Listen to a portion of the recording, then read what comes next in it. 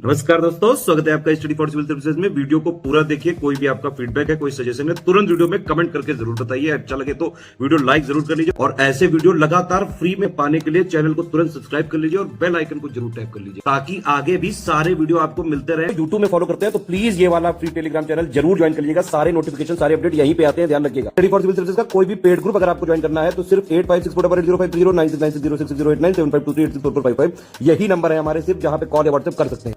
Instagram पे हमारा page जरूर फॉलो कर लीजिएगा, study for civil dot services है। ट्विटर पे हमको जरूर फॉलो कर लीजिएगा, @स्टडी फॉर सिविल्स है।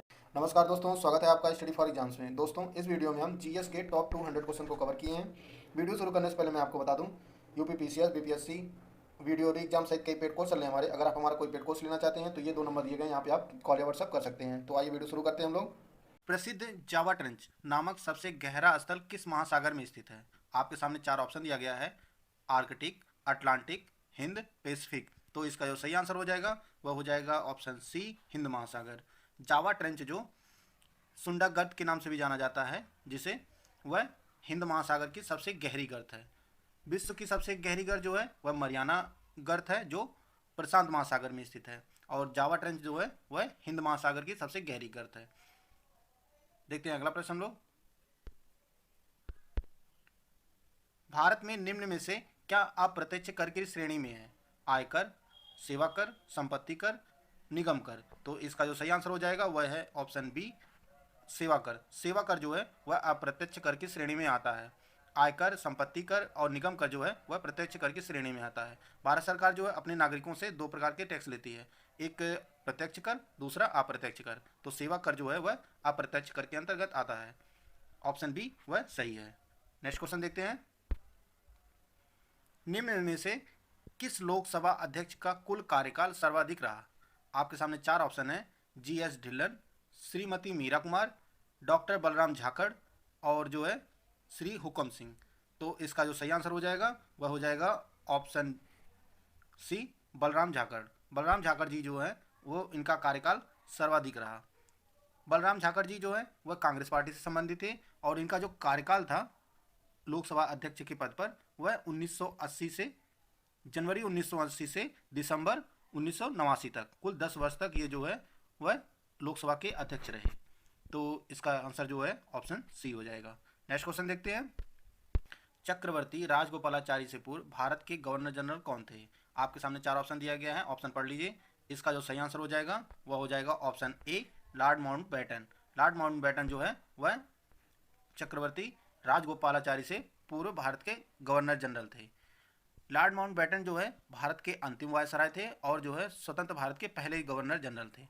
सी गोपालाचारी जो जी थे वह स्वतंत्र भारत के द्वितीय गवर्नर जनरल थे और जो ये प्रथम भारतीय गवर्नर जनरल थे। तो इसको भी आप लोग याद रखिएगा। नेक्स्ट क्वेश्चन देखते हैं। अंतर्राष्ट्रीय महिला दिवस कब मनाया जाता है? 8 मार्च को, 29 अगस्त को, 5 सितंबर को, 26 नवंबर को। तो इसका जो सही आंसर हो जाएगा वह हो जाएगा ऑप्शन ए, 8 मार्च को। अंतर्राष्ट्रीय महिला दिवस जो है वह 8 मार्च को मनाया जाता है। 2022 की जो थीम थी वह gender equality for sustainable tomorrow. यह जो है अंतर्राष्ट्रीय महिला दिवस 2022 की थीम थी। और जो है 29 अगस्त को जो है वह राष्ट्रीय खेल दिवस मनाया जाता है। 5 सितंबर को शिक्षक दिवस मनाया जाता है और जो है 26 नवंबर को जो है संविधान दिवस मनाया जाता है। तो इसको भी आप लोग याद रखिएगा। आइए चलते हैं अगले प्रश्न पे। नेक्स्ट क्वेश्चन जो है, उत्तर प्रदेश राज्य में उर्दू को द्वितीय राजभाषा कब घोषित किया गया? आपके सामने 4 ऑप्शन दिया गया है: 1986, 1982, 1989, 1991। तो इसका जो सही आंसर हो जाएगा वह हो जाएगा ऑप्शन सी, 1989 में उर्दू को जो है द्वितीय राजभाषा का दर्जा जो है उत्तर प्रदेश में 1989 में दिया गया। यह जो है दर्जा वह उत्तर प्रदेश राजभाषा अधिनियम 1951 के तहत दिया गया था। नेक्स्ट क्वेश्चन देखते हैं। कन्या विद्याधन योजना के अंतर्गत उत्तर प्रदेश सरकार द्वारा किस कक्षा में उत्तीर्ण होने पर प्रोत्साहन हेतु धनराशि दी जाती है? 5वीं, 8वीं, 10वीं या 12वीं। तो इसका जो सही आंसर हो जाएगा वह हो जाएगा आपका ऑप्शन डी, 12वीं कक्षा में पास होने वाली कन्याओं को जो है कन्या विद्याधन योजना के अंतर्गत 30,000 रुपये जो है प्रोत्साहन राशि प्रदान की जाती है। अगला क्वेश्चन देखते हैं। भारतीय संविधान के अनुच्छेद 368 का संबंध किससे है? वित्त आयोग के गठन से, संविधान संशोधन प्रक्रिया से, आपातकालीन उपबंध से, निर्वाचन आयोग के गठन से। इसका जो सही आंसर हो जाएगा वह हो जाएगा ऑप्शन बी, संविधान संशोधन की प्रक्रिया से। भारतीय संविधान के अनुच्छेद 368 का संबंध जो है वह संविधान संशोधन की प्रक्रिया से है। भारतीय संविधान में जो है संशोधन की प्रक्रिया जो है वह दक्षिण अफ्रीका से ली गई है, दक्षिण अफ्रीका के संविधान से ली गई है। नेक्स्ट क्वेश्चन देखते हैं। निम्न में से सर्वाधिक सीमाओं वाला देश कौन सा है? इसमें आपको यह बताना है किस देश की सीमाएं सबसे ज़्यादा देशों के साथ लगती हैं। चीन, ब्राज़ील, कनाडा, भारत। तो इसका जो सही आंसर हो जाएगा वह हो जाएगा ऑप्शन ए, चीन। चीन जो है कुल 14 देशों के साथ जो है सीमा साझा करता है। तो इसका सही आंसर ऑप्शन ए, चीन हो जाएगा। इकोनॉमिक सर्वे किसके द्वारा प्रकाशित होता है? Reserve bank of India, planning commission, ministry of finance, Indian statistical institute. इसका जो सही आंसर हो जाएगा वह हो जाएगा option C, ministry of finance. वित्त मंत्रालय द्वारा जो है इकोनॉमिक सर्वे हर साल प्रकाशित होता है। इसका जो सही आंसर हो जाएगा ऑप्शन सी। नेक्स्ट क्वेश्चन देखते हैं। पंडित शिव कुमार शर्मा का संबंध संगीत के किस वाद्य से है? तबला, शहनाई, सारंगी, संतूर। तो इसका जो सही आंसर हो जाएगा वह हो जाएगा ऑप्शन डी, संतूर। पंडित शिव कुमार शर्मा जो है यह एक संतूर वादक हैं और इनका जो है मई 2022 में इनका निधन हो गया है। तो ये जो है परीक्षा की दृष्टि से और ज़्यादा इंपॉर्टेंट हो जाते हैं। नेक्स्ट क्वेश्चन देखते हैं। जनगणना 2011 के अनुसार उत्तर प्रदेश राज्य के किस जनपद में लिंगानुपात सर्वाधिक है? आपके सामने 4 ऑप्शन है, आजमगढ़, देवरिया, गोरखपुर, जौनपुर। इसका जो सही आंसर हो जाएगा ऑप्शन डी, जौनपुर। जौनपुर का जो है लिंगानुपात सर्वाधिक 1024 है। नेक्स्ट क्वेश्चन देखते हैं। जहांगीर का शासनकाल कब से कब तक रहा? आपके सामने 4 ऑप्शन दिया गया है, ऑप्शन पढ़ लीजिए। इसका जो सही आंसर हो जाएगा वह हो जाएगा ऑप्शन ए, 1605 से 1627 ईस्वी तक। जहांगीर का जो शासनकाल था वह 1605 से 1627 तक था। इसके बाद जो है उसका पुत्र शाहजहां गद्दी पर बैठा। नेक्स्ट क्वेश्चन देखते हैं। हैजा रोग से शरीर का कौन सा अंग प्रभावित होता है? त्वचा, आंत, फेफड़े, हृदय। इसका जो सही आंसर हो जाएगा वह हो जाएगा ऑप्शन बी, आंत। हैजा रोग में जो है आंत प्रभावित होती है। इसका जो सही आंसर होगा ऑप्शन बी, आंत। नेक्स्ट क्वेश्चन देखते हैं। चंद्रप्रभा मृगवन भारत के किस राज्य में स्थित है? आपके सामने 4 ऑप्शन है, उत्तर प्रदेश, राजस्थान, मध्य प्रदेश, गुजरात। इसका जो सही आंसर होगा वह होगा ऑप्शन ए, उत्तर प्रदेश। चंद्रप्रभा मृगवन जो है वह उत्तर प्रदेश के चंदौली में स्थित है। जिला भी आप लोग याद रखिएगा, उत्तर प्रदेश के चंदौली में। नेक्स्ट क्वेश्चन देखते हैं। किस पूर्व प्रधानमंत्री को शांति पुरुष, मैन ऑफ पीस के नाम से भी जाना जाता है? आपके सामने 4 ऑप्शन है, पंडित जवाहरलाल नेहरू, लाल बहादुर शास्त्री, राजीव गांधी, चौधरी चरण सिंह। इसका जो सही आंसर होगा वह होगा ऑप्शन बी, लाल बहादुर शास्त्री को मैन ऑफ पीस के नाम से भी जाना जाता है, शांति पुरुष के नाम से। इसका बी ऑप्शन होगा वह सही हो जाएगा। नेक्स्ट क्वेश्चन देखते हैं। विश्वविद्यालय अनुदान आयोग का गठन किसकी सिफारिश पर किया गया? आपके सामने 4 ऑप्शन दिया गया है, ऑप्शन पढ़ लीजिए। इसका जो सही आंसर होगा वह होगा option B, doctor Sarvepalli Radhakrishnan आयोग। इस आयोग का गठन जो है 1948 में किया गया था, 1948 में। इन्हीं की सिफारिशों के आधार पर जो है 1956 में 19 यूजीसी विश्वविद्यालय अनुदान आयोग का गठन किया गया था। इसका जो ऑप्शन बी है वह सही हो जाएगा। नेक्स्ट क्वेश्चन देखते हैं। भारतीय अर्थव्यवस्था का मेरुदंड कौन सा क्षेत्र है? आपके सामने 4 ऑप्शन दिया गया है, सेवा क्षेत्र, वित्तीय क्षेत्र, पर्यटन क्षेत्र, कृषि क्षेत्र। इसका जो सही आंसर हो जाएगा वह होगा ऑप्शन डी, कृषि क्षेत्र जो है भारतीय अर्थव्यवस्था का मेरुदंड है। ऑप्शन डी जो है सही हो जाएगा। नेक्स्ट क्वेश्चन देखते हैं। हंटर आयोग ने किसके विकास पर बल दिया था? ऑप्शन ए, प्राथमिक शिक्षा, माध्यमिक शिक्षा, स्त्री शिक्षा, तकनीकी शिक्षा। तो इसका जो आंसर सही हो जाएगा वह हो जाएगा ऑप्शन ए, प्राथमिक शिक्षा। हंटर आयोग जो है वह 1882 में इस कमीशन का गठन किया गया था और उस समय जो है भारत का गवर्नर जनरल जो थे वह लॉर्ड रिपन थे। इसको भी आप लोग नोट कर लीजिएगा, लॉर्ड रिपन। इस आयोग का गठन जो है, हंटर आयोग का गठन जो है 1882 में किया गया था और यह जो है प्राथमिक शिक्षा के विकास पर अधिक बल दिया था। ऑप्शन ए सही हो जाएगा। नेक्स्ट क्वेश्चन देखते हैं। औसतन एक मानव शरीर में रक्त का भार शरीर की तुलना में लगभग कितने प्रतिशत होता है? आपके सामने चार ऑप्शन दिया गया है, ऑप्शन पढ़ लीजिए। इसका जो सही आंसर हो जाएगा वह हो जाएगा ऑप्शन ए, 7 से 8%। मानव शरीर में रक्त का भार जो है शरीर की तुलना में 7 से 8% तक होता है। इसका ऑप्शन ए सही हो जाएगा। नेक्स्ट क्वेश्चन देखते हैं। यूएनडीपी द्वारा मानव विकास रैंकिंग 2021 में 191 देशों में भारत की रैंकिंग क्या है? आपके सामने चार ऑप्शन दिया गया है, आप लोग ऑप्शन पढ़ लीजिए। इसका जो सही आंसर हो जाएगा वह हो जाएगा ऑप्शन बी, 132। मानव विकास रैंकिंग 2021 में जो भारत की रैंकिंग है वह जो है 132 है। यह जो 2020 में 189 देशों में कितनी थी? 131 थी। यानी 2021 में जो है भारत एक पायदान फिसल गया है। तो इसका जो सही आंसर हो जाएगा ऑप्शन सी, 132। नेक्स्ट क्वेश्चन देखते हैं। हाल ही में किस राज्य सरकार ने स्कूली बच्चों के लिए सेहत योजना का शुभारंभ किया है? आपके सामने चार ऑप्शन है, उत्तर प्रदेश, हरियाणा, पंजाब, मध्य प्रदेश। तो इसका जो सही आंसर हो जाएगा वह होगा ऑप्शन बी, हरियाणा। हरियाणा सरकार ने जो है स्कूली बच्चों के लिए सेहत योजना का शुभारंभ किया है। तो इसका ऑप्शन बी सही हो जाएगा। नेक्स्ट क्वेश्चन देखते हैं। हाल ही में किन दो देशों ने कुशियारा नदी के लिए अंतरिम जल बंटवारे समझौते पर हस्ताक्षर किए हैं? तो यह हस्ताक्षर जो है भारत और बांग्लादेश ने किए हैं। कुशियारा नदी जल बंटवारे समझौते पर जो है वह भारत और बांग्लादेश द्वारा किया गया है। नेक्स्ट क्वेश्चन देखते हैं। हाल ही में तंपारा झील को रामसर स्थलों की सूची में शामिल किया गया है। यह झील किस राज्य में स्थित है? पश्चिम बंगाल, उड़ीसा, झारखंड, छत्तीसगढ़। तो इसका जो सही आंसर हो जाएगा वह हो जाएगा ऑप्शन बी, उड़ीसा। तंपारा झील जो है वह उड़ीसा राज्य में स्थित है और इसे जो है अभी जल्दी में रामसर स्थलों की सूची में शामिल किया गया है। भारत में कुल वर्तमान में कुल 75 रामसर साइटें हैं और सबसे ज़्यादा किसमें है? तमिलनाडु में 14 हैं। नेक्स्ट क्वेश्चन देखते हैं। हाल ही में निक्षय 2.0 जो है पोर्टल लॉन्च किया गया है। इसका संबंध किस रोग से है? कोविड-19, टीबी, मलेरिया, हैजा। तो इसका जो सही आंसर होगा वह होगा option B, TB. Nikshay portal जो है वह टीबी से संबंधित है और इसे जो है भारत की राष्ट्रपति द्रौपदी मुर्मू जी द्वारा यह पोर्टल लॉन्च किया गया है और भारत सरकार ने 2025 तक टीबी उन्मूलन का लक्ष्य रखा है। इसको भी आप लोग याद कर लीजिएगा। भारत के कितने राज्य बांग्लादेश के साथ जो है सीमा साझा करते हैं, आपको ये बताना। आपके सामने चार ऑप्शन दिया गया है, 4, 5, 6, 3। तो इसका जो सही आंसर हो जाएगा वह हो जाएगा ऑप्शन बी, 5। भारत के 5 राज्य जो हैं वह बांग्लादेश के साथ सीमा साझा करते हैं। तो इसको आइए देख लेते हैं मैप के जरिए।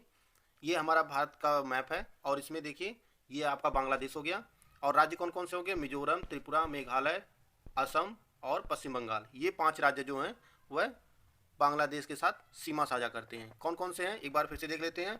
असम, पश्चिम बंगाल, मिजोरम, मेघालय और त्रिपुरा। नेक्स्ट क्वेश्चन देखते हैं हम लोग। दुनिया का सबसे बड़ा नदी द्वीप किस नदी पर स्थित है? आपके सामने चार ऑप्शन दिया गया है, अमेजन, नील, ब्रह्मपुत्र, सतलज। तो इसका जो सही आंसर हो जाएगा वह हो जाएगा ऑप्शन सी। दुनिया का सबसे बड़ा नदी द्वीप जो है वह ब्रह्मपुत्र नदी पर स्थित है और ये इस द्वीप का नाम क्या है? तो वह है माजुली द्वीप। यह जो है असम राज्य के ब्रह्मपुत्र नदी जो है उसके बीच में स्थित एक द्वीप है। तो इसका ऑप्शन सी जो हो जाएगा वह हो जाएगा ऑप्शन सी, ब्रह्मपुत्र। दुनिया का सबसे बड़ा नदी द्वीप जो हो जाएगा वह माजुली द्वीप जो असम राज्य के ब्रह्मपुत्र नदी के बीच में स्थित है। नेक्स्ट, भारत ने टोक्यो प्रोटोकॉल पर हस्ताक्षर कब किया था? आपके सामने चार ऑप्शन दिया गया है, 2002, 1997, 2005, 2008। तो इसका जो सही आंसर हो जाएगा वह हो जाएगा ऑप्शन ए, 2002। भारत ने टोक्यो प्रोटोकॉल पर 2002 में हस्ताक्षर किया था। टोक्यो प्रोटोकॉल जो है कब अपनाया गया था? वह जो है 1997 में। कहाँ? जापान के टोक्यो में। टोक्यो प्रोटोकॉल जो है वह 1997 में अपनाया गया था और भारत ने 2002 में इस पर हस्ताक्षर किया था। इसका उद्देश्य क्या था? उसका उद्देश्य था कार्बन डाइऑक्साइड और ग्रीन हाउस गैस जो होती है उसके उत्सर्जन में कमी लाना। का गठन कब हुआ था? 1950, 1952, 1955, 1960। तो इसका जो सही आंसर हो जाएगा वह हो जाएगा ऑप्शन बी, 1952। राज्यसभा का गठन जो है वह 1952 में हुआ था। यह जो है भारतीय लोकतंत्र का उच्च सदन है और इसमें कुल सदस्यों की संख्या जो हो सकती है वह 250 हो सकती है और इन सदस्यों का जो कार्यकाल होता है वह 6 वर्ष का होता है।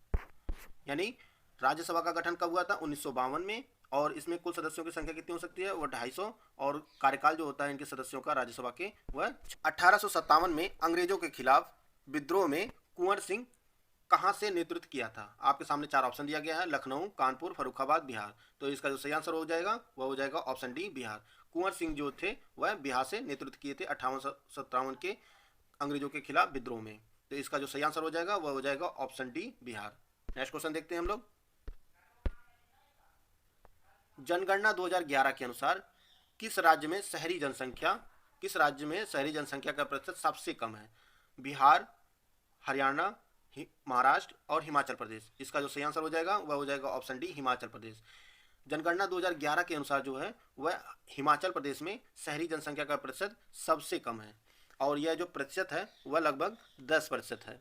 और इसके बाद जो है बिहार का नंबर आता है सबसे कम शहरी जनसंख्या वाला प्रतिशत।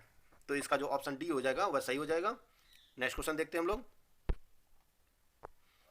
भारतीय संविधान की किस अनुसूची में भाषाओं का वर्णन है? 5वीं, 7वीं, 8वीं, 9वीं। तो इसका जो सही आंसर हो जाएगा वह हो जाएगा ऑप्शन सी, 8वीं। भारतीय संविधान के 8वीं अनुसूची में भाषाओं का वर्णन किया गया है। और इसमें वर्तमान में कुल कितनी भाषाएं शामिल हैं? तो वह हैं कुल 22। और प्रारंभ में कितनी थी? 14। इसको भी आप लोग याद कर लीजिएगा। नेक्स्ट क्वेश्चन देखते हैं हम लोग। भारत का सबसे ऊंचा रेलवे स्टेशन किस राज्य में स्थित है? मध्य प्रदेश, उत्तर प्रदेश, पश्चिम बंगाल, उत्तराखंड। तो इसका जो सही आंसर होगा वह हो जाएगा ऑप्शन सी, पश्चिम बंगाल। भारत का सबसे ऊंचा रेलवे स्टेशन जिसका नाम जो है वह घूम रेलवे स्टेशन है, वह कहाँ स्थित है? वह पश्चिम बंगाल राज्य में स्थित है। और यह कितनी ऊंचाई पर स्थित है? वह 2258 मीटर की ऊंचाई पर स्थित है। तो इसको आप लोग याद रखिएगा। नेक्स्ट क्वेश्चन देखते हैं हम लोग। All India trade union Congress के संस्थापक कौन थे? आपके सामने 4 ऑप्शन है, वह है लाला लाजपत राय, महात्मा गांधी, गोपाल कृष्ण गोखले, जवाहरलाल नेहरू। तो इसका जो सही आंसर हो जाएगा वह हो जाएगा ऑप्शन ए, लाला लाजपत राय। लाला लाजपत राय जी जो ने इन्होंने 1920 में all India trade union Congress की स्थापना की थी। और यह कहाँ की थी? बॉम्बे में। नेक्स्ट क्वेश्चन देखते हैं। भारतीय राष्ट्रीय कांग्रेस के किस अधिवेशन में पहली बार राष्ट्रगान जन गण मन गाया गया था? तो इस आपके सामने 4 ऑप्शन दिया गया है, 1911, 1907, 1898, 1916। तो इसका जो सही आंसर हो जाएगा वह हो जाएगा ऑप्शन ए, 1911 में। भारतीय राष्ट्रीय कांग्रेस के कोलकाता अधिवेशन जो 1911 में हुआ था और इसकी अध्यक्षता किसने की थी? वह बिशन नारायण डार ने की थी। और उसी अधिवेशन में जनगण पहली बार गाया गया था। और इसकी रचना किसने की है? वह रविन्द्रनाथ टैगोर जी ने की थी। जनगण मन राष्ट्रगान की जो रचना की है वह रविन्द्रनाथ टैगोर जी ने की है। नेक्स्ट क्वेश्चन देखते हैं हम लोग। मोल किसका मात्रक है? ज्योति तीव्रता, पदार्थ की मात्रा, विद्युत धारा, ताप।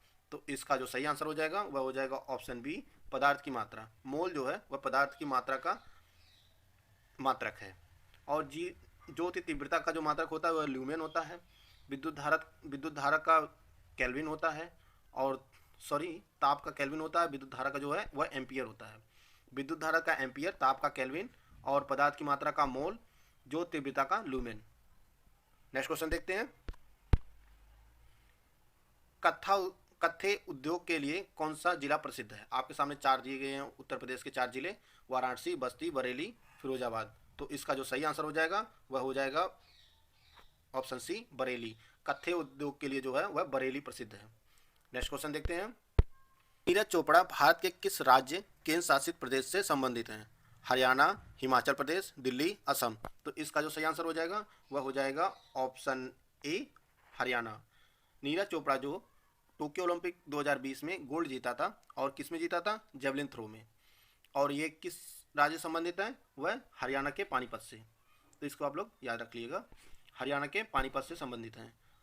नेक्स्ट क्वेश्चन देखते हैं हम लोग। अंडमान से निकोबार को अलग करने वाली जनसंधि कौन सी है? तो इसका आंसर हो जाएगा option B, 10 degree. 10 degree channel जो है वह अंडमान से निकोबार को अलग करता है। और 9 डिग्री जो है वह लक्षद्वीप और मिनिकॉय के मध्य स्थित है। और 8 डिग्री जो है वह आपका लक्षद्वीप और मालदीव के बीच स्थित है। पाक जल संधि जो है वह भारत और श्रीलंका के मध्य है। नेक्स्ट क्वेश्चन देखते हैं।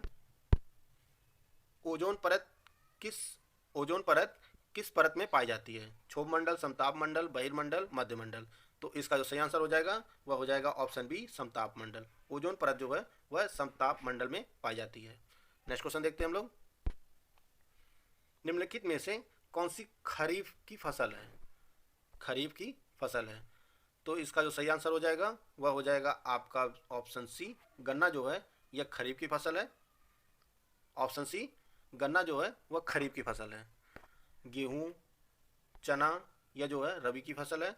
खरीफ की फसल में कौन कौन सा आता है? वह आपका धान, मक्का, सोयाबीन, ये सभी जो है खरीफ की फसल में आते हैं। नेक्स्ट क्वेश्चन देखते हैं हम लोग। भारत में कुल कितने प्रमुख बंदरगाह, इसमें आप लोग याद रखिएगा प्रमुख बंदरगाह पूछा जा रहा है। 10, 14, 13, 18। तो इसका जो सही आंसर हो जाएंगे वह हो जाएगा ऑप्शन सी, 13। भारत में कुल 13 प्रमुख बंदरगाह हैं। नेक्स्ट क्वेश्चन देखते हैं। बुक्सा टाइगर रिजर्व कहाँ स्थित है? महाराष्ट्र, असम, पश्चिम बंगाल, मध्य प्रदेश। तो इसका जो सही आंसर हो जाएगा वह हो जाएगा ऑप्शन सी, पश्चिम बंगाल। बुक्सा टाइगर रिजर्व जो है वह पश्चिम बंगाल में स्थित है। नेक्स्ट देखते हैं। कैलामाइन किसका अयस्क है? कापर, एल्यूमिनियम, लोहा, जिंक। तो इसका जो सही आंसर हो जाएगा वह हो जाएगा ऑप्शन डी, जिंक का। कैलामाइन जो है वह जिंक का, जेडन जो होता है जिसका सांकेतिक नाम, कैलामाइन जो है वह जिंक का अयस्क है। नेक्स्ट क्वेश्चन देखते हैं हम लोग। अंतरराज्यीय परिषद के अध्यक्ष कौन होते हैं? आपके सामने 4 ऑप्शन है। उपराष्ट्रपति, गृहमंत्री, राष्ट्रपति, प्रधानमंत्री। इसका जो सही आंसर होगा वह होगा ऑप्शन डी, प्रधानमंत्री। अंतरराज्यीय परिषद के जो है वह अध्यक्ष प्रधानमंत्री होते हैं। अंतरराज्यीय परिषद भारतीय संविधान के अनुच्छेद 263 के प्रावधानों के आधार पर गठित एक संवैधानिक निकाय है और इसके अध्यक्ष जो होते हैं वह प्रधानमंत्री होते हैं। नेक्स्ट क्वेश्चन देखते हैं। किस भारतीय खिलाड़ी ने लगातार दूसरी बार पुरुषों के FIH player of the year 2021-22 का अवार्ड जीता है? आपके सामने 4 ऑप्शन है। मनप्रीत सिंह, मनदीप सिंह, रुपिंदर सिंह, हरमनप्रीत सिंह। तो इसका जो सही आंसर हो जाएगा वह हो जाएगा ऑप्शन डी, हरमनप्रीत सिंह जी ने जो है FIH player of the year 2021-22 का अवार्ड जीता है। और इन्होंने जो है 2020-21 का भी अवार्ड इन्होंने ही जीता। तो लगातार दूसरी बार इन्होंने FIH player of the year का अवार्ड जीता है और यह लगातार 2 बार अवार्ड जीतने वाले चौथे खिलाड़ी हैं। नेक्स्ट क्वेश्चन देखते हैं। स्वच्छ सर्वेक्षण 2022 की रैंकिंग में 10 लाख से अधिक आबादी वाले शहरों में उत्तर प्रदेश का कौन सा शहर राज्य में पहला और देश में 12वां स्थान प्राप्त किया है? आपके सामने 4 ऑप्शन है। लखनऊ, गाजियाबाद, वाराणसी या प्रयागराज। तो इसका जो सही आंसर हो जाएगा वह हो जाएगा ऑप्शन बी, गाजियाबाद जो है राज्य में पहला और देश में 12वां स्थान प्राप्त किया है। नेक्स्ट क्वेश्चन देखते हैं। ICC पुरुष T20 विश्व कप 2022 की मेजबानी कौन सा देश करेगा? आपके सामने 4 ऑप्शन है। England, Bharat, Australia, Pakistan. तो इसका जो सही आंसर होगा वह होगा ऑप्शन सी, ऑस्ट्रेलिया। ICC पुरुष T20 विश्व कप 2022 की मेजबानी जो है ऑस्ट्रेलिया कर रहा है और जो अभी मैच खेला जा रहा है। तो इसका ऑप्शन सी, ऑस्ट्रेलिया हो जाएगा। नेक्स्ट क्वेश्चन देखते हैं। हाल ही में चंद्रयान 2 ने पहली बार चंद्रमा पर सोडियम का पता लगाया है। आपको बताना है इसरो द्वारा चंद्रयान 2 मिशन किस वर्ष लॉन्च किया गया था? 2014, 2015, 2017, 2019। तो इसका जो सही आंसर हो जाएगा वह हो जाएगा ऑप्शन डी, 2019। चंद्रयान मिशन 2 जो है इसरो द्वारा 2019 में लॉन्च किया गया था। नेक्स्ट क्वेश्चन देखते हैं हम लोग। अंतर्राष्ट्रीय बालिका दिवस 2022 किस दिन मनाया गया? 11 जुलाई, 16 सितंबर, 1 दिसंबर, 11 अक्टूबर। तो इसका जो सही आंसर हो जाएगा वह हो जाएगा ऑप्शन डी, 11 अक्टूबर। अंतर्राष्ट्रीय बालिका दिवस 2022 जो है वह 11 अक्टूबर को जो मनाया गया है और इसकी जो थीम थी वह our time is now, our right, our future. तो यह 2022 की थीम थी। 11 जुलाई जो को वह विश्व जनसंख्या दिवस मनाया जाता है। 16 सितंबर को जो है विश्व ओजोन दिवस मनाया जाता है और 1 दिसंबर को जो है वह विश्व एड्स दिवस मनाया जाता है। इसको भी आप लोग याद कर लीजिए। पहला प्रश्न जो है, मेडागास्कर किस महासागर का सबसे बड़ा द्वीप है? आपके सामने 4 ऑप्शन दिया गया है। प्रशांत महासागर, हिंद महासागर, आर्कटिक महासागर या इनमें से कोई नहीं। तो इसका जो सही आंसर होगा वह होगा ऑप्शन बी, हिंद महासागर। मेडागास्कर जो है वह हिंद महासागर का सबसे बड़ा द्वीप है और मेडागास्कर की जो राजधानी है वह अंतानानारियो है। विश्व का सबसे बड़ा द्वीप जो है वह ग्रीनलैंड है और यह स्थित कहाँ है? यह आर्कटिक और अटलांटिक महासागर के मध्य में स्थित है। यानी मेडागास्कर जो है वह हिंद महासागर में स्थित है और यह विश्व का चौथा सबसे बड़ा द्वीप है और विश्व का सबसे बड़ा द्वीप है वह ग्रीनलैंड। आइए इसको हम लोग मैप पर भी देख लेते हैं। ये रहा हमारा भारत और ये जो है मेडागास्कर और ये जो है इंडियन ओशियन है। नेक्स्ट देखते हैं हम लोग, निम्नलिखित में से किसका कार्यकाल सर्वाधिक था? आपके सामने 4 ऑप्शन दिया गया है, Lord Linlithgow, Lord Canning, Lord Irwin, Lord Bentinck. तो इसका जो सही आंसर हो जाएगा वह हो जाएगा ऑप्शन ए, लॉर्ड लिनलिथगो का जो कार्यकाल था वह सर्वाधिक था और इनका जो कार्यकाल था वह 1936 से लेकर 1944 तक रहा और इन्हीं के कार्यकाल में जो है वह भारत छोड़ो आंदोलन शुरू हुआ था। और लॉर्ड कैनिंग का जो कार्यकाल था वह 1856 से 1862 था और यह जो है भारत के प्रथम वायसराय थे। और इसके बाद बात करते हैं लॉर्ड इरविन की, तो इनका जो कार्यकाल था वह 1926 से 1929 तक था, 1926 से 1929 तक था। और लॉर्ड बेंटिंग का कार्यकाल जो था वह 1828 से 1835 तक था। नेक्स्ट क्वेश्चन देखते हैं हम लोग, विश्व की तीसरी सबसे ऊंची चोटी कौन सी है? यह पूछा जा रहा है। आपके सामने 4 ऑप्शन दिया गया है, गॉडविन ऑस्टिन, कंचनजंगा, मकालू, अन्नपूर्णा। तो इसका जो सही आंसर हो जाएगा वह हो जाएगा ऑप्शन बी, कंचनजंगा जो है वह विश्व की तीसरी सबसे ऊंची चोटी है। और इसकी ऊंचाई कितनी है? इसकी ऊंचाई जो है वह कुल 8586 मीटर है। कंचनजंगा की जो ऊंचाई है वह 8586 मीटर है। और यह स्थित कहाँ है? यह जो है सिक्किम के उत्तर पश्चिम भाग में नेपाल की सीमा पर स्थित है। नेक्स्ट देखते हैं हम लोग, बाबर ने तत्कालीन समय में भारत का सबसे शक्तिशाली शासक किसे बताया है? आपके सामने 4 ऑप्शन दिया गया है, इब्राहिम लोदी, जयसिंह, कृष्णदेव राय, दौलत खां लोदी। तो इसका जो सही आंसर हो जाएगा वह हो जाएगा ऑप्शन सी, कृष्णदेव राय को जो है बाबर ने अपनी आत्मकथा तुजुक ए बाबरी में कृष्णदेव राय को भारत का सबसे शक्तिशाली शासक बताया है। नेक्स्ट देखते हैं हम लोग, ISSF जूनियर विश्व कप 2022 किस देश में आयोजित किया गया? आपके सामने 4 ऑप्शन दिया गया है, कनाडा, रूस, जर्मनी, इटली। तो इसका जो सही आंसर हो जाएगा वह हो जाएगा ऑप्शन सी, जर्मनी में। ISS जूनियर विश्व कप 2022 जो है वह जर्मनी के सुहल में आयोजित किया गया था और इसमें भारत ने कुल कितने पदक जीते थे? वह कुल 33 पदक जीते थे। इसमें 13 स्वर्ण था, 15 रजत था और 5 ब्रॉन्ज था और इस पदक तालिका में जो है 33 पदक के साथ भारत शीर्ष स्थान पर था। नेक्स्ट देखते हैं हम लोग, हाल ही में खबरों में रहा चक्रवाती तूफान आसानी का नामकरण किस देश ने किया है? आपके सामने 4 ऑप्शन है, भारत, पाकिस्तान, श्रीलंका, बांग्लादेश। तो इसका जो सही आंसर हो जाएगा वह हो जाएगा ऑप्शन सी, श्रीलंका। आसानी का नामकरण जो है वह श्रीलंका ने किया है। नेक्स्ट देखते हैं हम लोग, भारत ने वैश्विक रूप से अनाज की बढ़ती मांग के बीच वित्त वर्ष 2022-23 में यानी वित्त वर्ष 2022-23 में रिकॉर्ड कितने मिलियन टन गेहूं के निर्यात का लक्ष्य रखा है? 5 million ton, 7 million ton, 10 million ton या 14 मिलियन टन। तो इसका जो सही आंसर हो जाएगा वह ऑप्शन सी, 10 मिलियन टन का लक्ष्य रखा है भारत ने। नेक्स्ट देखते हैं हम लोग, हाल ही में किस राज्य का मांगर गांव देश का पहला शहद वाला गांव बना है, पहला शहद गांव बना है? केरल, मध्य प्रदेश, महाराष्ट्र, राजस्थान। तो यह जो गांव स्थित है वह महाराष्ट्र में स्थित है और यह जो मांगर गांव है यह देश का पहला शहद गांव बना है। नेक्स्ट देखते हैं हम लोग, नाटो की स्थापना कब हुई थी? आपके सामने 4 ऑप्शन दिया गया है, 1949, 1946, 1947, 1950। तो इसका जो सही आंसर हो जाएगा वह हो जाएगा ऑप्शन ए, 1949। नाटो की स्थापना जो हुई थी वह 1949 में हुई थी।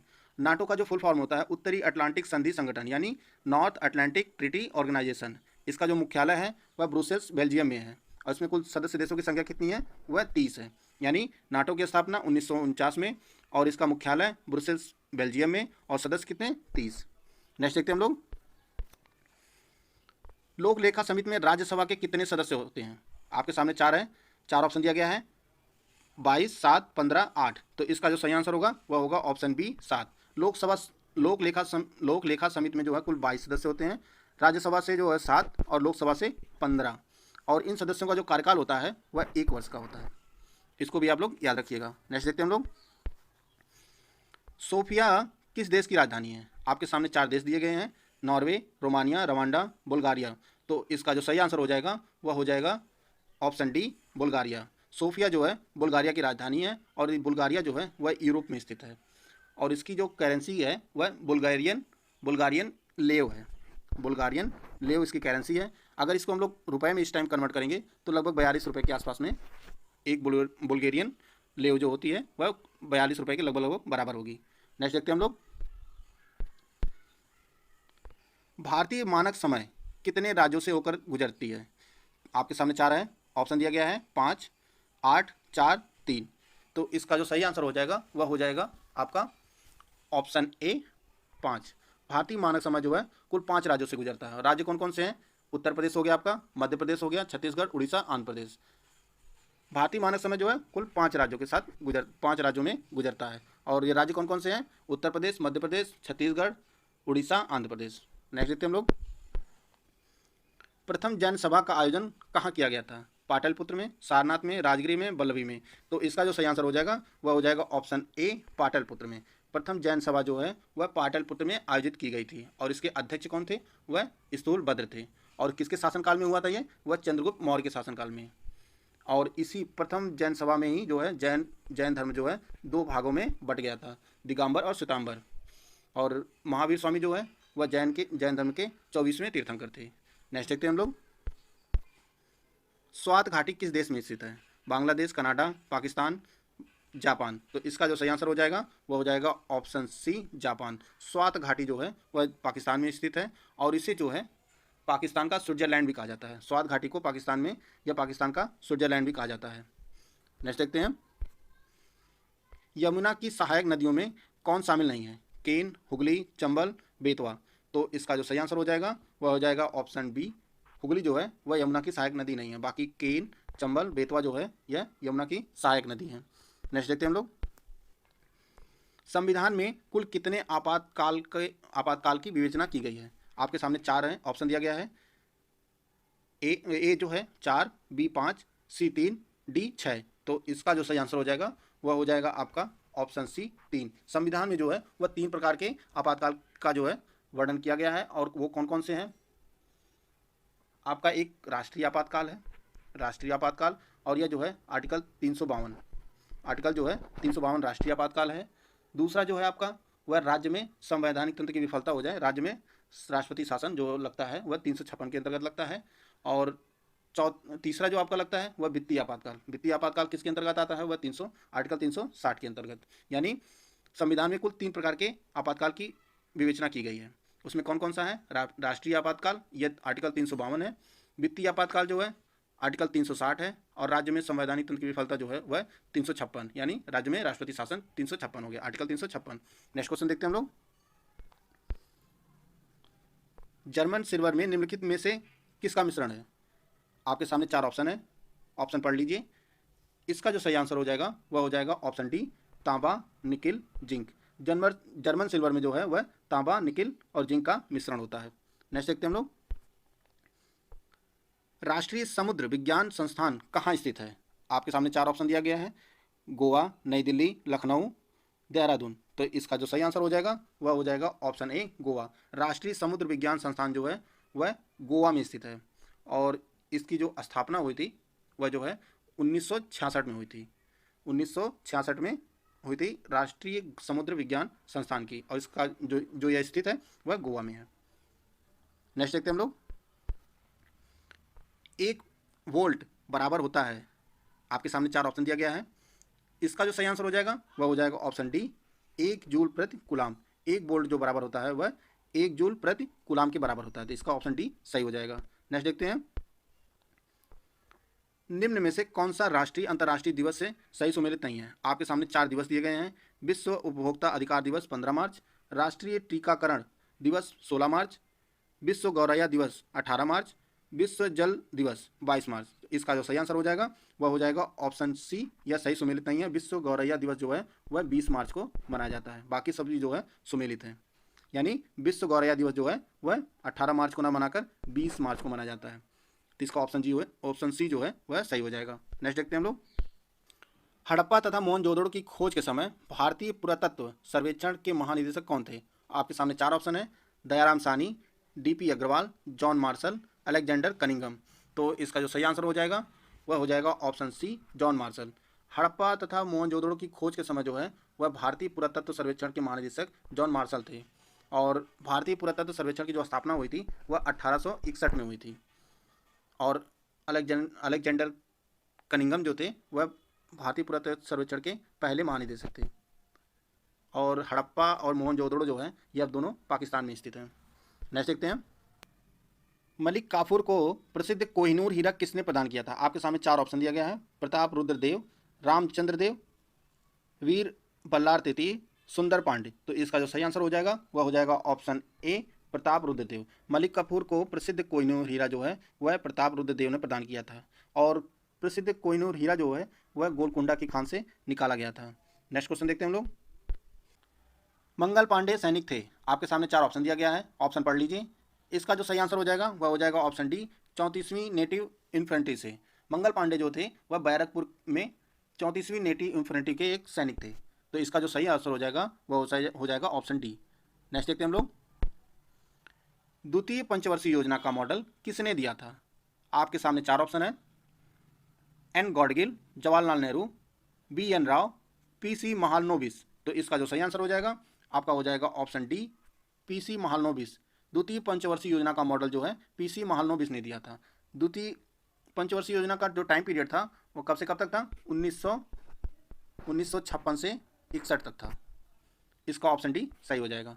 नेक्स्ट देखते हैं हम लोग, नाबार्ड की स्थापना किसकी अनुशंसा पर हुई थी? आपके सामने 4 समितियां दी गई हैं, शिवरामन समिति, रंगराजन समिति, अशोक मेहता समिति, विजय केलकर समिति। तो इसका जो सही आंसर हो जाएगा वह हो जाएगा ऑप्शन ए, शिवरामन समिति। नाबार्ड की स्थापना जो है शिवरामन समिति की अनुशंसा पर की गई थी, और इस समिति का जो गठन किया गया था वह 30 मार्च 1979 में, यानी 1979 में नाबार्ड शिवरामन समिति का गठन किया गया था। और नाबार्ड जो है जुलाई 1982 में अस्तित्व में आया था, और उस टाइम तत्कालीन प्रधानमंत्री जो थी वह इंदिरा गांधी जी थी, और 5 नवंबर 1982 में और इन्होंने नाबार्ड को राष्ट्र के प्रति समर्पित किया था। यानी नाबार्ड की स्थापना जो हुई थी वो 1982 में, अस्तित्व में कब आया था? वह 1982 में अस्तित्व में आया था, और 5 नवंबर 1982 में जो है राष्ट्र के प्रति समर्पित किया था। किसने किया था? तत्कालीन प्रधानमंत्री इंदिरा गांधी जी ने। श्रव्य आवृत्ति की परास होती है। आपके सामने 4 ऑप्शन है, 20,000 हर्ट्ज से अधिक, 20 से 20,000 हर्ट्ज के बीच, 20 हर्ट्ज से कम, या उपरोक्त में से कोई नहीं। तो इसका जो सही आंसर हो जाएगा वह हो जाएगा ऑप्शन बी, 20 से 20,000 हर्ट्ज के बीच। श्रव्य तरंगों की जो आवृत्ति होती है वह 20 से 20,000 हर्ट्ज के बीच होती है। तरंगे जो होती हैं वह 3 होती हैं, श्रव्य तरंगे, अपश्रव्य तरंगे और पराश्रव्य। पराश्रव्य की जो आवृत्ति होती है वह 20,000 हर्ट्ज से अधिक होती है, अप्रश्रव्य जो होती हैं वह 20 हर्ट्ज से कम होती हैं, और 20 से 20,000 हर्ट्ज के बीच जो होती हैं यह मनुष्य सुन सकता है। तो इसका ऑप्शन बी जो है वह सही है। नेक्स्ट देखते हैं हम लोग, भारत सरकार द्वारा फूलों की घाटी को राष्ट्रीय उद्यान कब घोषित किया गया था? आपके सामने 4 ऑप्शन दिया गया है, 1983, 1982, 1981, 1980। तो इसका जो सही आंसर हो जाएगा वह हो जाएगा ऑप्शन बी, 1982 में भारत सरकार द्वारा फूलों की घाटी को राष्ट्रीय उद्यान घोषित किया गया है। यह स्थित कहाँ है? यह उत्तराखंड के चमोली में स्थित है, और 2005 में यूनेस्को ने विश्व धरोहर के रूप में घोषित किया था। इसको आप लोग याद रखिएगा, कहाँ स्थित है फूलों की घाटी? यह उत्तराखंड के चमोली में, और इसे राष्ट्रीय उद्यान कब घोषित किया गया था? वह 1982 में। तो इसका ऑप्शन भी सही हो जाएगा। नेक्स्ट क्वेश्चन देखते हैं हम लोग, भारत में पद्म भूषण प्राप्त करने वाले पहले पैरा एथलीट कौन है? आपके सामने 4 ऑप्शन दिया गया है, ऑप्शन पढ़ लीजिए। देवेंद्र झाझरिया, भाविना पटेल, अवनी लेखरा, मरियप्पन थंगावेलु। तो इसका जो सही आंसर होगा वह हो जाएगा ऑप्शन ए, देवेंद्र झाझरिया जो है वह पद्म भूषण प्राप्त करने वाले पहले पैरा एथलीट हैं। इसका ऑप्शन जो ए है वह सही हो जाएगा। पद्म भूषण जो है भारत का तीसरा सबसे बड़ा नागरिक पुरस्कार है, और देवेंद्र झाझरिया जो हैं यह राजस्थान से संबंधित हैं, और एक जेवलिन थ्रोअर हैं। टोक्यो ओलंपिक 2020 में इन्होंने सिल्वर मेडल जीता था। इसको भी आप लोग याद रखिएगा। नेक्स्ट क्वेश्चन देखते हैं हम लोग, वायुमंडल की किस परत द्वारा रेडियो तरंगों का परावर्तन होता है? आपके सामने 4 ऑप्शन दिया गया है, मध्यमंडल, क्षोभमंडल, बहिर्मंडल, आयनमंडल। तो इसका जो सही आंसर हो जाएगा ऑप्शन डी आयन मंडल। रेडियो तरंगों का जो परावर्तन होता है वह वायुमंडल की आयन मंडल परत में होता है। ऑप्शन डी इसका सही आंसर है। नेक्स्ट देखते हैं हम लोग, डायनमो किस सिद्धांत पर कार्य करता है? आपके सामने चार ऑप्शन दिया गया है, विद्युत चुंबकीय प्रेरण, प्रेरित धारा, प्रेरित चुंबकत्व या इनमें से कोई नहीं। तो इसका जो सही आंसर हो जाएगा वह हो जाएगा ऑप्शन ए विद्युत चुंबकीय प्रेरण। डायनमो जो है वह विद्युत चुंबकीय प्रेरण सिद्धांत पर कार्य करता है। डायनमो जो है वह यांत्रिक ऊर्जा को विद्युत ऊर्जा में बदलता है। इसका ऑप्शन ए सही हो जाएगा। नेक्स्ट देखते हैं हम लोग, यदि किसी सरल लोलक के गोलक का द्रव्यमान 2 गुना कर दिया जाए तो उसका आवर्तकाल हो जाएगा। आपके सामने चार ऑप्शन दिया गया है, 2 गुना, 4 गुना, अपरिवर्तित रहेगा या आधा। तो इसका जो सही आंसर हो जाएगा वह हो जाएगा ऑप्शन सी अपरिवर्तित रहेगा। यदि किसी सरल लोलक के गोलक का द्रव्यमान 2 गुना कर दिया जाए तो उसका आवर्तकाल तब भी अपरिवर्तित रहेगा। इसका ऑप्शन सी सही हो जाएगा। नेक्स्ट देखते हैं हम लोग, बैलाडीला खान प्रसिद्ध है बॉक्साइट के लिए, लौह अयस्क के लिए, सोने के लिए, तांबे के लिए। तो इसका जो सही आंसर हो जाएगा वह हो जाएगा ऑप्शन बी लौह अयस्क के लिए। बैलाडीला खान जो है वह लौह अयस्क के लिए प्रसिद्ध है। और यह किस राज्य में स्थित है? यह छत्तीसगढ़ में है। नेक्स्ट देखते हैं हम लोग, कौन सा देश ओपेक का सदस्य नहीं है? आपके सामने चार ऑप्शन दिया गया है, ईरान, गैबान, कतर, वेनेजुला। इसका जो सही आंसर हो जाएगा वह हो जाएगा कतर। कतर जो है वह ओपेक का सदस्य नहीं है। और कतर जो है 2019 में यह टर्मिनेट कर दिया गया था। और ओपेक की बात करते हैं तो ओपेक जो है organisation of the petroleum exporting countries. इसका जो फुल फॉर्म होगा वह होगा organisation of the petroleum exporting countries. और इसकी स्थापना जो हुई थी वह 1960 में हुई थी। और इसका मुख्यालय कहाँ स्थित है? इसका मुख्यालय जो स्थित है वह वियना ऑस्ट्रिया में स्थित है। नेक्स्ट क्वेश्चन देखते हैं हम लोग, निम्नलिखित में से पर्यावरण की सुरक्षा का उल्लेख भारतीय संविधान के किस भाग में है? समवर्ती सूची में, संघ सूची में, राज्य सूची में, उपरोक्त में से कोई नहीं। तो इसका जो सही आंसर हो जाएगा वह हो जाएगा ऑप्शन ए समवर्ती सूची में। पर्यावरण की सुरक्षा का उल्लेख जो है वह भारतीय संविधान के समवर्ती सूची में किया गया है। नेक्स्ट देखते हैं हम लोग, भारत में राष्ट्रीय उपभोक्ता दिवस कब मनाया जाता है? आपके सामने चार ऑप्शन दिया गया है, 24 दिसंबर, 24 अक्टूबर, 28 फरवरी, 15 जनवरी। तो इसका जो सही आंसर हो जाएगा वह हो जाएगा आपका ऑप्शन ए 24 दिसंबर। 24 दिसंबर को जो है वह आपका राष्ट्रीय उपभोक्ता दिवस मनाया जाता है। और 24 अक्टूबर को संयुक्त राष्ट्र दिवस मनाया जाता है। 28 फरवरी को राष्ट्रीय विज्ञान दिवस मनाया जाता है। और 15 जनवरी को जो है वह भारतीय सेना दिवस मनाया जाता है। भारत द्वारा जो है वह सेना दिवस मनाया जाता है 15 जनवरी को। इसका ऑप्शन ए जो है वह सही हो जाएगा। नेक्स्ट देखते हैं हम लोग, कोंकण रेलवे निम्न में से किन राज्यों से होकर गुजरती है? आपके सामने चार ऑप्शन दिया गया है, ऑप्शन पढ़ लीजिए। इसका जो सही आंसर हो जाएगा वह हो जाएगा आपका option B Maharashtra, Goa, Karnataka. Konkan railway जो है वह महाराष्ट्र, गोवा, कर्नाटक को जोड़ती है, यानी 3 राज्यों को जोड़ती है कोंकण रेलवे। और इसकी कुल लंबाई कितनी है? वह 741 किलोमीटर लंबी है। तो यानी इसका ऑप्शन बी सही हो जाएगा। नेक्स्ट क्वेश्चन देखते हैं हम लोग, किस संविधान संशोधन द्वारा शिक्षा का अधिकार अधिनियम 2002 मौलिक अधिकार में जोड़ा गया है? आपके सामने चार ऑप्शन दिया गया है, 86वां संशोधन, 82वां, 84वां, उपरोक्त में से कोई नहीं। तो इसका जो सही आंसर हो जाएगा वह हो जाएगा आपका ऑप्शन ए 86वें संशोधन से जो है संविधान संशोधन से वह शिक्षा का अधिकार अधिनियम 2002 को मौलिक अधिकार में जोड़ा गया है। और ये आर्टिकल जो है 21A के तहत शिक्षा को मौलिक अधिकार बना दिया गया था। कब हुआ था यह? किस संशोधन से? 86वें संशोधन से। और हुआ कब था? 2002 में। इसका ऑप्शन ए सही हो जाएगा। नेक्स्ट देखते हैं हम लोग, निम्न में से कौन सा एक वाद्य यंत्र नहीं है? दमामा, नागफिड़ी, रणसिंगा, तुग्याल। तो इसका जो सही आंसर हो जाएगा वह हो जाएगा आपका ऑप्शन डी तुग्याल। तुग्याल जो है यह एक आभूषण है और बाकी ये तीनों जो है वह एक वाद्य यंत्र हैं। इसका ऑप्शन डी जो है सही हो जाएगा। नेक्स्ट देखते हैं हम लोग, निम्न में से लवण रहित झील है? आपके सामने चार ऑप्शन दिया गया है। इसका जो सही आंसर होगा वह होगा ऑप्शन सी डल झील जो है वह खारे पानी की झील नहीं है। और सांभर झील, वॉन झील, सोमो रुइरी झील, ये तीनों जो है वह खारे पानी की झील हैं। सांबर झील जो है आपका राजस्थान में स्थित है। वॉन झील जो है वह तुर्की में स्थित है। और सोमू रीरी झील जो है वह लद्दाख में स्थित है। नेक्स्ट देखते हैं हम लोग, हॉर्नबिल फेस्टिवल का आयोजन किस राज्य में किया जाता है? राजस्थान, उत्तराखंड, नागालैंड, असम। तो इसका जो सही आंसर हो जाएगा वह हो जाएगा ऑप्शन सी, नागालैंड में। हॉर्नबिल फेस्टिवल जो है वह दिसंबर माह में मनाया जाता है। इसका आयोजन जो है वह दिसंबर माह में किया जाता है। किस राज्य में? नागालैंड में। तो इसका जो ऑप्शन सी है वह सही हो जाएगा। नेक्स्ट देखते हैं हम लोग, मराठा साम्राज्य का प्रथम पेशवा कौन था? आपके सामने 4 ऑप्शन दिया गया है।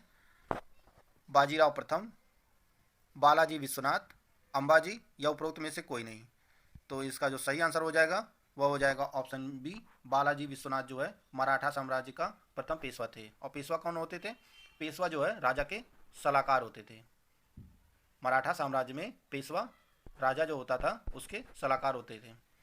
नेक्स्ट देखते हैं, नेक्स्ट एक क्वेश्चन देखते हैं हम लोग,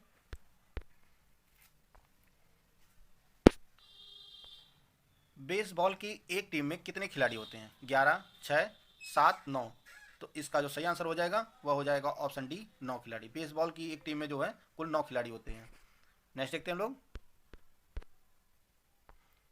फलक से बने औजार संबंधित हैं मध्य पूरा पाषाण काल से, पूरा पाषाण काल से, नव पाषाण काल से, उत्तर पूरा पाषाण काल से। तो इसका जो सही आंसर हो जाएगा वह हो जाएगा आपका ऑप्शन ए, मध्य पूरा पाषाण काल से। फलक से बने औजार जो होते थे वह मध्य पूरा पाषाण काल से संबंधित है। तो इसका ऑप्शन ए जो है सही हो जाएगा। नेक्स्ट देखते हैं हम लोग, रामायण सर्किट का संबंध किस देश से है? आपके सामने 4 ऑप्शन दिया गया है, बांग्लादेश, नेपाल, श्रीलंका, मालदीव। तो इसका जो सही आंसर हो जाएगा वह हो जाएगा option B, Nepal. Ramayana circuit का संबंध जो है वह नेपाल से है। पर्यटन मंत्रालय जो है वह भगवान राम से जुड़े स्थलों को एक सर्किट के रूप में विकसित कर रहा है। और नेपाल में इसी कड़ी में जो है एक स्थल है सीतामढ़ी स्थल को जो है वह जो है नेपाल में स्थित है और इसी सर्किट के मध्य जो है उसको जोड़ा गया है। इसका ऑप्शन बी जो है वह सही हो जाएगा। नेक्स्ट देखते हैं हम लोग, अराकानयोमा हिमालय का विस्तार है जो स्थित है। अराकानयोमा जो है किस देश में स्थित है या कहाँ स्थित है ये बताना आपको। सिक्किम में, कश्मीर में, नेपाल में, म्यांमार में। तो इसका जो सही आंसर हो जाएगा वह हो जाएगा ऑप्शन डी, म्यांमार में। अराकानयोमा जो है वह म्यांमार में स्थित है। नेक्स्ट देखते हैं हम लोग, निम्नलिखित में से कौन सा युग्म सुमेलित नहीं है? आपके सामने 4 हवाएं दी गई हैं, चिनू, लू, फॉन, आल्पस। तो इसका जो सही आंसर हो जाएगा वह हो जाएगा ऑप्शन डी, मिस्ट्रल। मिस्ट्रल हवा जो है वह रोन नदी की घाटी में चलने वाली हवा है, वह ये इसका ऑप्शन डी जो है वह सही है। और फॉन जो है वह आल्पस में बहने वाली हवा है। लू भारत में चलता है। और चिनूक जो है रॉकी पर्वत के आसपास जो है ये बहने वाली हवा है। रॉकी पर्वत जो आपका है यह यूएसए में स्थित है। आल्पस जो है यूरोप में स्थित है। और मिस्ट्रल जो है वह रोन नदी की घाटी में चलने वाली हवा है। तो इसका जो है ऑप्शन डी होगा वह सही हो जाएगा। नेक्स्ट क्वेश्चन देखते हैं हम लोग, दुर्गापुर इस्पात संयंत्र किस देश के सहयोग से स्थापित किया गया था? जर्मनी, ग्रेट ब्रिटेन, सोवियत संघ, संयुक्त राज्य अमेरिका। तो इसका जो सही आंसर हो जाएगा वह हो जाएगा option B, great Britain. Durgapur इस्पात संयंत्र जो है वह यूके के सहयोग से स्थापित किया गया था। और यह दुर्गापुर इस्पात संयंत्र जो है यह पश्चिम बंगाल में स्थित है। और यह जो है द्वितीय पंचवर्षीय योजना के अंतर्गत इसे स्थापित किया गया था। नेक्स्ट क्वेश्चन देखते हैं हम लोग, राष्ट्रीय शिक्षक पुरस्कार 2022 से कितने शिक्षकों को सम्मानित किया गया? 26, 36, 46, 49। तो इसका जो सही आंसर होगा वह हो जाएगा ऑप्शन सी, 46। राष्ट्रीय शिक्षक पुरस्कार 2022 जो है वह कुल 46 शिक्षकों को सम्मानित किया गया था। इसका ऑप्शन सी जो है वह सही हो जाएगा। नेक्स्ट देखते हैं हम लोग, हाल ही में भारत के 3 शहरों को UNESCO global network of learning cities में शामिल किया गया है। इनमें से कौन सा एक शामिल नहीं है? त्रिशूर, नीलाम्बुर, वारंगल, विजयवाड़ा। तो इसका जो सही आंसर हो जाएगा ऑप्शन डी जो है वह उनमें शामिल नहीं है। बाकी ये तीनों जो है त्रिशूर, नीलाम्बुर और जो है वारंगल, ये तीनों शामिल हैं। त्रिशूर, नीलाम्बुर जो है वह केरल के शहर हैं। और आपका जो वारंगल है वह तेलंगाना का शहर है। वीडियो पहला प्रश्न जो है, इनमें से कौन विषाणु जनित रोग नहीं है? आपके सामने 4 ऑप्शन दिया गया है, खसरा, रेबीज, पोलियो, क्षय रोग। तो इसका जो सही आंसर होगा वह होगा ऑप्शन डी, क्षय रोग जो है यह विषाणु जनित रोग नहीं है, यह जो है बैक्टीरिया से फैलता है। बाकी खसरा, रेबीज, पोलियो जो है ये विषाणु जनित रोग हैं। क्षय रोग में वह बीसीजी का टीका लगाया जाता है। और भारत सरकार ने जो है टीबी उन्मूलन का जो लक्ष्य रखा है वह 2025 तक का रखा है। इसको भी आप लोग याद रखिएगा। अगला क्वेश्चन देखते हैं हम लोग।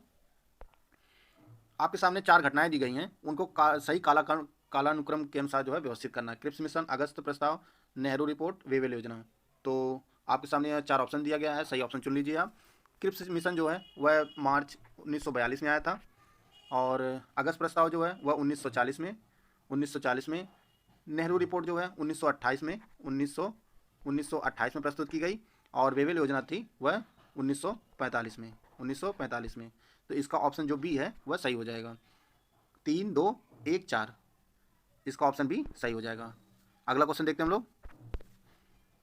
मौसम की दशाएं वायुमंडल की किस परत में बदलती हैं? आपके सामने 4 ऑप्शन दिया गया है, क्षोभ मंडल, समताप मंडल, आयन मंडल, वायुमंडल। तो इसका जो सही आंसर होगा वह होगा ऑप्शन ए, क्षोभ मंडल। मौसम की दशाएं जो है वह क्षोभ मंडल में बदलती हैं, और वायुमंडल जो है कुल 5 परतों में बटा हुआ है, क्षोभ मंडल, समताप मंडल, मध्य मंडल, ताप मंडल और वायुमंडल। तो इसका ऑप्शन ए जो है वह सही हो जाएगा। अगला क्वेश्चन देखते हैं हम लोग। किस वर्ष ब्रह्म समाज 2 भागों में जो है विभाजित हो गया? ब्रह्म समाज की जो स्थापना की थी वह राजा राम मोहन राय जी ने की थी, और इसकी स्थापना जो हुई थी वह 1828 में। ब्रह्म समाज की स्थापना 1828 में हुई थी, और इसका विभाजन जो हो गया था वह आपका 1866 में यह 2 भागों में विभाजित हो गया। एक जो है भारत के ब्रह्म समाज में बट गया, इसके 2 भाग हुए, एक भारत के ब्रह्म समाज और दूसरा जो है वह आदि ब्रह्म समाज। भारत के ब्रह्म समाज का जो नेतृत्व किया था वह केशव चंद्र सेन ने किया था, और आदि ब्रह्म समाज का जो नेतृत्व किया वह देवेंद्रनाथ टैगोर ने किया था। किसने किया था? देवेंद्रनाथ टैगोर। और विभाजित कब हुआ था? 1866 में। स्थापित कब हुआ था ब्रह्म समाज? वह 1828 में। किसने किया था? राजा राम मोहन राय जी ने। अगला क्वेश्चन देखते हैं हम लोग। राज्यपाल किस अनुच्छेद के द्वारा अध्यादेश जारी कर सकता है? आपके सामने 4 ऑप्शन है, अनुच्छेद 210, 211, 212, 213। तो इसका जो सही आंसर हो जाएगा आपका वह हो जाएगा ऑप्शन डी, 213। राज्यपाल जो है वह अनुच्छेद 213 के तहत जो है अध्यादेश जारी कर सकते हैं। भारतीय पुरातत्व का जनक किसे कहा जाता है? आपके सामने 4 ऑप्शन दिया गया है, Alexander Cunningham, John Marshall, Dayaram Sahni, या इनमें से कोई नहीं। तो इसका जो सही आंसर हो जाएगा वह हो जाएगा ऑप्शन ए, अलेक्जेंडर कनिंघम को जो है भारतीय पुरातत्व का जनक कहा जाता है। इसका ऑप्शन जो ए सही हो जाएगा। अगला क्वेश्चन हम लोग देखते हैं। अर्थव्यवस्था में तृतीयक क्षेत्र। अर्थव्यवस्था में 3 क्षेत्र हैं, प्राथमिक, द्वितीयक और तृतीयक। तृतीयक क्षेत्र के अंतर्गत निम्न में से कौन सी सेवा सम्मिलित नहीं है? आपके सामने 4 ऑप्शन है, खनन, निर्माण, संचार, पशुपालन। इसका जो सही आंसर हो जाएगा वह हो जाएगा ऑप्शन सी, संचार जो है वह तृतीय क्षेत्र के अंतर्गत नहीं आता है। तृतीय क्षेत्र में कौन कौन सा क्षेत्र आता है? एक आपका सेवा क्षेत्र आता है, सेवा क्षेत्र, सर्विस सेक्टर, पर्यटन, स्वास्थ्य, शिक्षा व अन्य आते हैं। और प्राथमिक क्षेत्र में जो है आपका वह खनन और कृषि आता है। द्वितीय क्षेत्र में जो है वह वस्तुओं का विनिर्माण यानी मैन्युफैक्चरिंग सेक्टर जो है वह आपका द्वितीय क्षेत्र में आता है। इसका ऑप्शन सी जो है वह सही हो जाएगा। अगला क्वेश्चन देखते हैं हम लोग। पंचायती राज के संबंध में बलवंत राय मेहता समिति की रिपोर्ट किस वर्ष आई? यह रिपोर्ट किस वर्ष सबमिट की गई थी उसको बताना है। 1957 में, 1958 में, 1959 में, 1960 में। तो इसका जो सही आंसर हो जाएगा वह हो जाएगा ऑप्शन ए, 1957 में जो है बलवंत राय मेहता समिति जो है अपनी रिपोर्ट जो है वह प्रस्तुत की। बलवंत राय मेहता समिति का गठन जो किया गया था 1956 में किया गया था, 1956 में। और यह रिपोर्ट जो प्रस्तुत कब की गई? 1957 में। और 2 अक्टूबर 1959 में जो है पंचायती राज सबसे पहले राजस्थान के नागौर जिले में इसका उद्घाटन किया गया। अगला क्वेश्चन देखते हैं हम लोग। इबादत खाना की स्थापना की गई थी। आपके सामने 4 ऑप्शन है। इबादत खाना की स्थापना कहाँ की गई थी आपको बताना, अजमेर में, आगरा में, फतेहपुर सीकरी में या दिल्ली में। तो इसका जो सही आंसर होगा वह ऑप्शन होगा ऑप्शन सी, फतेहपुर सीकरी में। इबादत खाना की स्थापना जो है वह अकबर द्वारा 1575 में फतेहपुर सीकरी में इसकी स्थापना की गई थी। और यह जो है धर्म से संबंधित शिक्षाओं पर चर्चा के लिए एक इबादत खाना बनाया गया था। अगला क्वेश्चन देखते हैं हम लोग। संयुक्त राष्ट्र के प्रतीक चिन्ह में दर्शाई गई पत्तियों से संबंधित पौधा है। संयुक्त राष्ट्र का जो चिन्ह है, प्रतीक चिन्ह है, उसके बगल में जो पत्तियां दी गई हैं 2, उसको बताना है वह किस पौधे का पत्ती है, पीपल, जैतून, चीड़, आम। तो इसका जो सही आंसर हो जाएगा वह हो जाएगा आपका जैतून। संयुक्त राष्ट्र संघ के प्रतीक चिन्ह में जो है जो पत्ती लगी है वह जैतून ओलिव की पत्ती है। और संयुक्त राष्ट्र की स्थापना जो हुई थी 1945 में हुई थी और वर्तमान में कुल 193 देश हैं। 193 देश हैं। स्थापना कब हुई थी? 1945 में। अगला क्वेश्चन देखते हैं हम लोग। भारत में जीएसटी परिषद के अध्यक्ष होते हैं, आपके सामने 4 ऑप्शन दिया गया है, वित्त मंत्री, प्रधानमंत्री, राष्ट्रपति, गृह मंत्री। तो इसका जो सही आंसर हो जाएगा वह हो जाएगा ऑप्शन ए, वित्त मंत्री। भारत में जीएसटी परिषद के अध्यक्ष जो होते हैं वह वित्त मंत्री होते हैं। भारत में जीएसटी जो है आपका 1 जुलाई 2017 को जो है लागू की गई थी। भारत में जीएसटी जो लागू की गई थी वह 1 जुलाई 2017 में, और इसके अध्यक्ष कौन होते हैं? वह वित्त मंत्री होते हैं। इसका ऑप्शन ए सही हो जाएगा। नेक्स्ट क्वेश्चन देखते हैं हम लोग। हिमालय पर्वतमाला उदाहरण है अपशिष्ट पर्वतमाला का, अपभ्रंश पर्वतमाला का, वलित पर्वतमाला का या ज्वालामुखी पर्वतमाला का। तो इसका जो सही आंसर होगा वह हो जाएगा आपका ऑप्शन सी, वलित पर्वतमाला का। हिमालय जो है वह वलित पर्वतमाला का उदाहरण है। अगला क्वेश्चन देखते हैं हम लोग। हिंदी के किस महीने में फूलदेई त्यौहार मनाया जाता है? श्रावण, चैत, वैशाख, भाद्रपद। तो इसका जो सही आंसर हो जाएगा वह होगा ऑप्शन बी, चैत में। फूलदेई त्यौहार जो है वह मुख्यतः उत्तराखंड में मनाया जाता है, और यह जो है अगर अंग्रेजी का जो मंथ है उसमें जो है वह मार्च माह में, हिंदी में चैत। और यह जो है वसंत के आगमन के उपलक्ष्य में यह फूलदेई त्यौहार मनाया जाता है। इसका ऑप्शन बी जो है वह सही हो जाएगा। 180 अंश देशांतर रेखा को क्या नाम दिया गया है? आपके सामने 4 ऑप्शन दिया गया है, मकर रेखा, अंतर्राष्ट्रीय तिथि रेखा, भूमध्य रेखा या इनमें से कोई नहीं। तो इसका जो सही आंसर हो जाएगा वह हो जाएगा ऑप्शन बी, अंतर्राष्ट्रीय तिथि रेखा। 180 अंश देशांतर रेखा को जो है वह अंतर्राष्ट्रीय तिथि रेखा के रूप में जाना जाता है। ये आपकी पृथ्वी हो गई, और ये आपका नॉर्थ पोल हो गया, ये आपका साउथ पोल हो गया, ये आपकी क्या हो गई? विषुवत रेखा, भूमध्य रेखा, और इससे जो है नॉर्थ में 23.5 अंश आपकी ये कर्क रेखा हो जाती है, और 23.5 अंश साउथ में यह मकर रेखा हो जाएगी। 23.5 अंश साउथ में मकर रेखा। कर्क रेखा जो है भारत के कुल 8 राज्यों से गुजरती है। तो इसका ऑप्शन बी जो है वह सही हो जाएगा। अगला क्वेश्चन देखते हैं हम लोग। निम्न में से किस क्षेत्र में मैंग्रोव वन नहीं पाए जाते हैं? आपके सामने 4 ऑप्शन दिया गया है, Ganga delta, Godavari delta, Mahanadi delta, Kaveri delta. तो इसका जो सही आंसर हो जाएगा वह हो जाएगा ऑप्शन डी, कावेरी डेल्टा में जो है मैंग्रोव वन नहीं पाए जाते हैं। विश्व का सबसे बड़ा नदी डेल्टा जो है वह सुंदरबन डेल्टा है। तो इसका ऑप्शन डी जो हो जाएगा वह सही हो जाएगा। अगला क्वेश्चन देखते हैं हम लोग। हिंदी को भारत की राजभाषा होने का गौरव प्राप्त हुआ। आपके सामने 4 ऑप्शन दिया गया है, 1942, 1949, 1950, 1957। तो इसका जो सही आंसर हो जाएगा 1949। हिंदी को जो है भारत की राजभाषा होने का गौरव 1949 में प्राप्त हुआ। भारत के संविधान में जो है वह राजभाषा का जिक्र किया गया, राष्ट्रभाषा का कहीं पर जिक्र नहीं है। और 14 सितंबर को जो है हिंदी दिवस मनाया जाता है। भारतीय संविधान के भाग 17 में अनुच्छेद 343 से लेकर 351 जो है वह 343 से 351 तक राजभाषा से ही संबंधित है। और संविधान की 8वीं अनुसूची में कुल 22 भाषाएं शामिल हैं। कितनी? 22। तो इसका ऑप्शन बी जो है वह सही हो जाएगा। अगला क्वेश्चन देखते हैं हम लोग। वर्ष 2011 की जनगणना के अनुसार भारत में पुरुष साक्षरता दर है। आपके सामने 4 ऑप्शन दिया गया है, सही ऑप्शन चुन लीजिए। इसका जो सही आंसर हो जाएगा वह हो जाएगा ऑप्शन डी, 82.14। जनगणना 2011 के अनुसार भारत में पुरुष साक्षरता दर जो है वह 82.14 है। और सबसे ज़्यादा साक्षरता दर जो भारत में वह केरल में है, और सबसे कम जो है वह बिहार में है। और भारत में जो है महिला साक्षरता दर जो है वह 65% है, और भारत की जो साक्षरता दर है वह 74% है। तो इसको भी आप लोग याद रखिएगा। भारत की साक्षरता दर 74% है, भारत में महिलाओं की साक्षरता दर जो है वह 65% है, और केरल का सबसे ज़्यादा साक्षरता दर सबसे ज़्यादा केरल में है, और सबसे कम जो है बिहार में है। राष्ट्रीय कृषि व ग्रामीण विकास बैंक नाबार्ड की स्थापना कब हुई थी? आपके सामने 4 ऑप्शन दिया गया, ऑप्शन पढ़ लीजिए। 12 जुलाई 1982, 12 जुलाई 1984, 12 जून 1988, 12 जून 1984। तो इसका सही जो आंसर हो जाएगा वह हो जाएगा ऑप्शन ए, 12 जुलाई 1982 को जो है नाबार्ड की स्थापना हुई थी। इसके लिए जो है 1979 में एक समिति गठित की गई थी जिसका नाम था बी शिवरामन समिति। और 12 जुलाई 1982 में इसकी स्थापना की गई थी। इसका जो मुख्यालय है वह मुंबई में स्थित है। अगर ये प्रश्न ये पूछता है कि नाबार्ड की स्थापना जो है किस पंचवर्षीय योजना के दौरान हुई थी, तो वह जो है छठी पंचवर्षीय योजना के दौरान हुई थी। अगला क्वेश्चन देखते हैं हम लोग। सिमलीपाल जीव मंडल किस राज्य में स्थित है? उड़ीसा, गुजरात, पंजाब, महाराष्ट्र। तो इसका जो सही आंसर हो जाएगा वह हो जाएगा ऑप्शन ए, उड़ीसा के जो है मयूरभंज जिले में जो है यह सिमलीपाल जीव मंडल जो है वह स्थित है। इसका ऑप्शन जो ए हो जाएगा वह सही है। अगला क्वेश्चन देखते हैं हम लोग। भारत में राष्ट्रीय उपभोक्ता दिवस मनाया जाता है। आपके सामने 4 ऑप्शन है, 8 मार्च, 1 मई, 27 सितंबर, 24 दिसंबर। तो इसका जो सही आंसर हो जाएगा वह हो जाएगा ऑप्शन डी, 24 दिसंबर को जो है वह राष्ट्रीय उपभोक्ता दिवस मनाया जाता है। 8 मार्च को जो है महिला दिवस, अंतर्राष्ट्रीय महिला दिवस मनाया जाता है।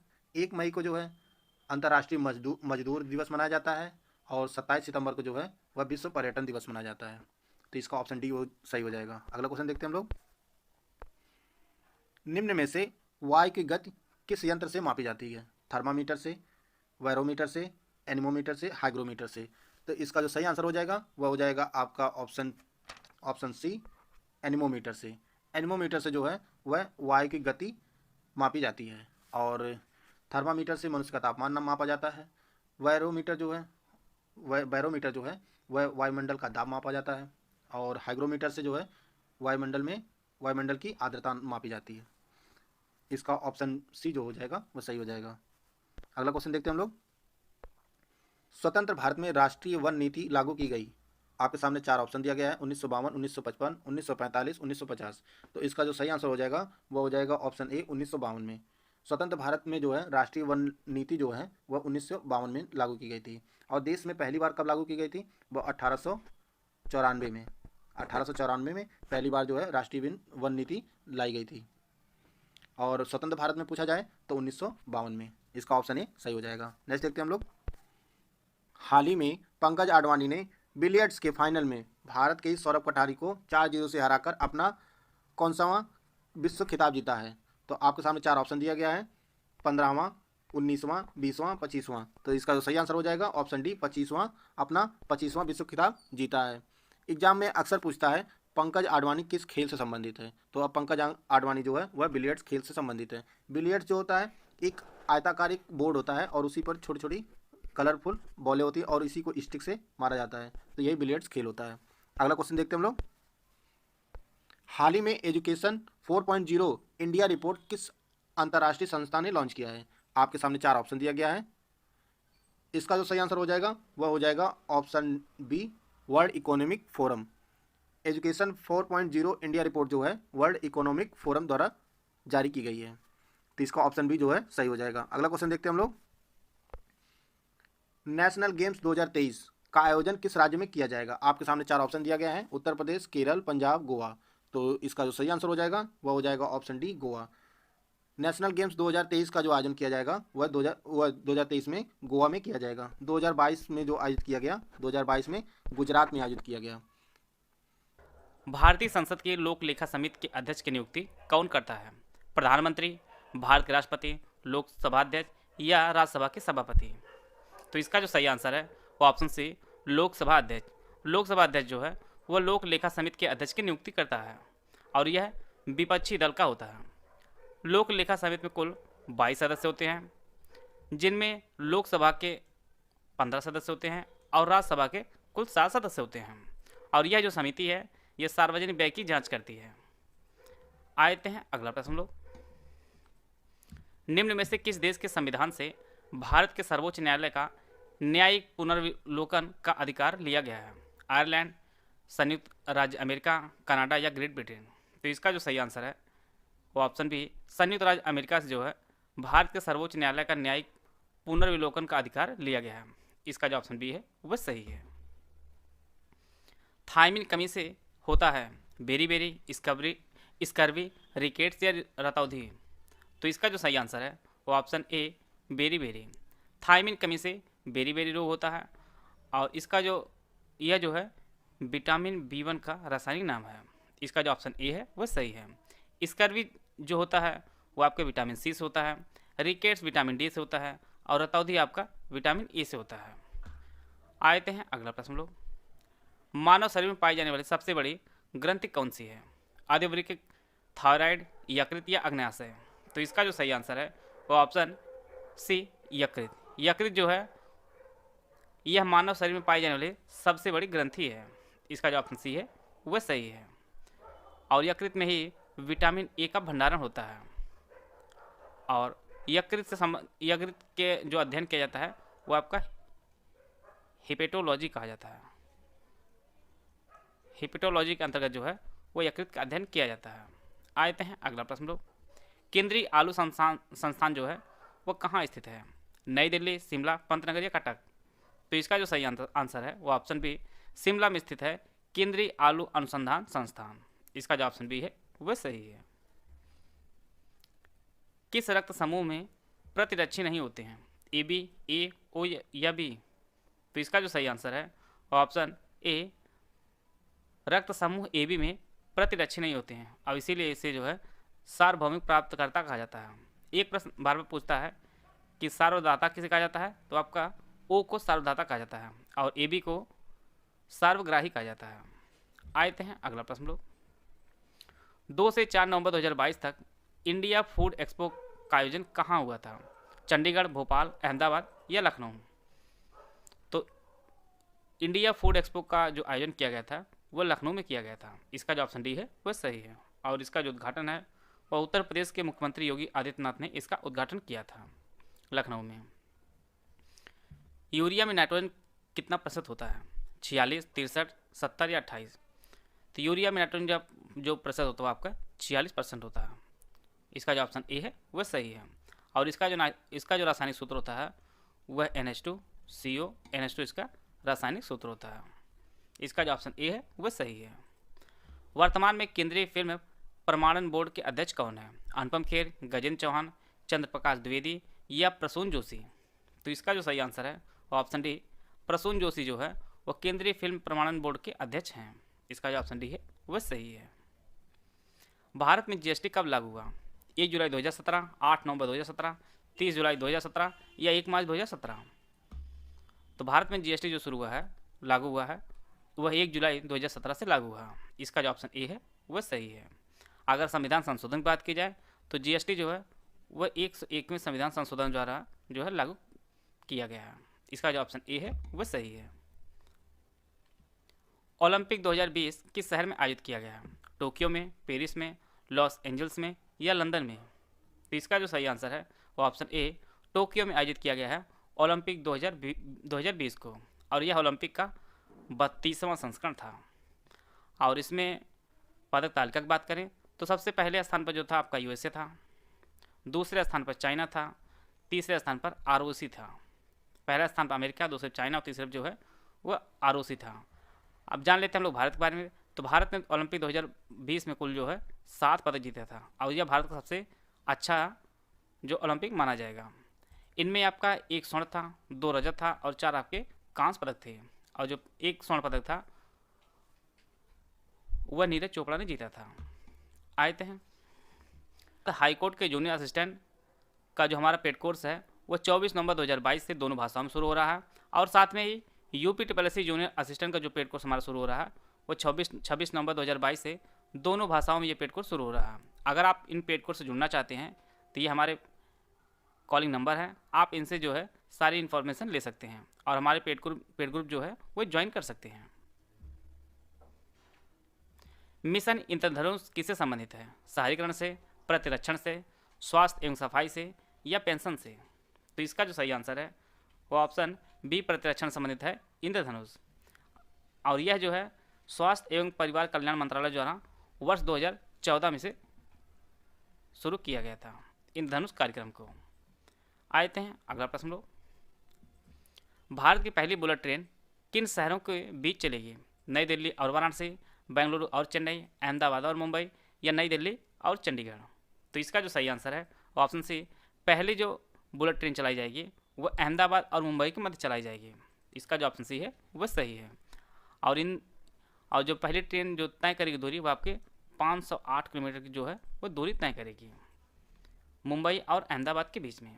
आते हैं अगला प्रश्न लोग, राष्ट्रीय मतदाता दिवस किस दिन मनाया जाता है? 12 जनवरी को, 25 जनवरी को, 15 जनवरी को या 10 जनवरी को? तो इसका जो सही आंसर है वो ऑप्शन बी 25 जनवरी को जो है राष्ट्रीय मतदाता दिवस मनाया जाता है। और इसके मनाए जाने के कारण इसलिए 25 जनवरी को, क्योंकि 25 जनवरी 1950 को जो है जो हमारा निर्वाचन आयोग है उसकी स्थापना की गई थी, और उसी दिन कारण जो है प्रत्येक वर्ष 25 जनवरी को राष्ट्रीय मतदाता दिवस मनाया जाता है। अन्य ऑप्शन को हम लोग देख लेते हैं। 12 जनवरी को राष्ट्रीय युवा दिवस, राष्ट्रीय युवा दिवस 12 जनवरी को। 15 जनवरी को थल सेना दिवस मनाया जाता है, थल सेना दिवस 15 जनवरी को। और 10 जनवरी को विश्व हिंदी दिवस मनाया जाता है, विश्व हिंदी दिवस मनाया जाता है। आते हैं अगला प्रश्न लोग, किसके शासनकाल में तुलसीदास ने रामचरितमानस की रचना की है? अकबर, हुमायूं, जहांगीर या शाहजहां? तो इसका जो सही आंसर है वो ऑप्शन ए अकबर के शासनकाल में जो है तुलसीदास ने रामचरित की रचना की थी। प्रश्न आपकी परीक्षा में इस प्रकार से पूछा सकता है कि तुलसीदास किसके समकालीन थे? तो इस प्रश्न का उत्तर होगा वह भी आपका अकबर ही होगा। इसका जो ऑप्शन ए है वह सही है। आते हैं अगला प्रश्न लोग, बंगाल के प्रथम गवर्नर जनरल कौन थे? William Bentinck, Lord Cornwallis, Warren Hasting या लॉर्ड कैनिंग?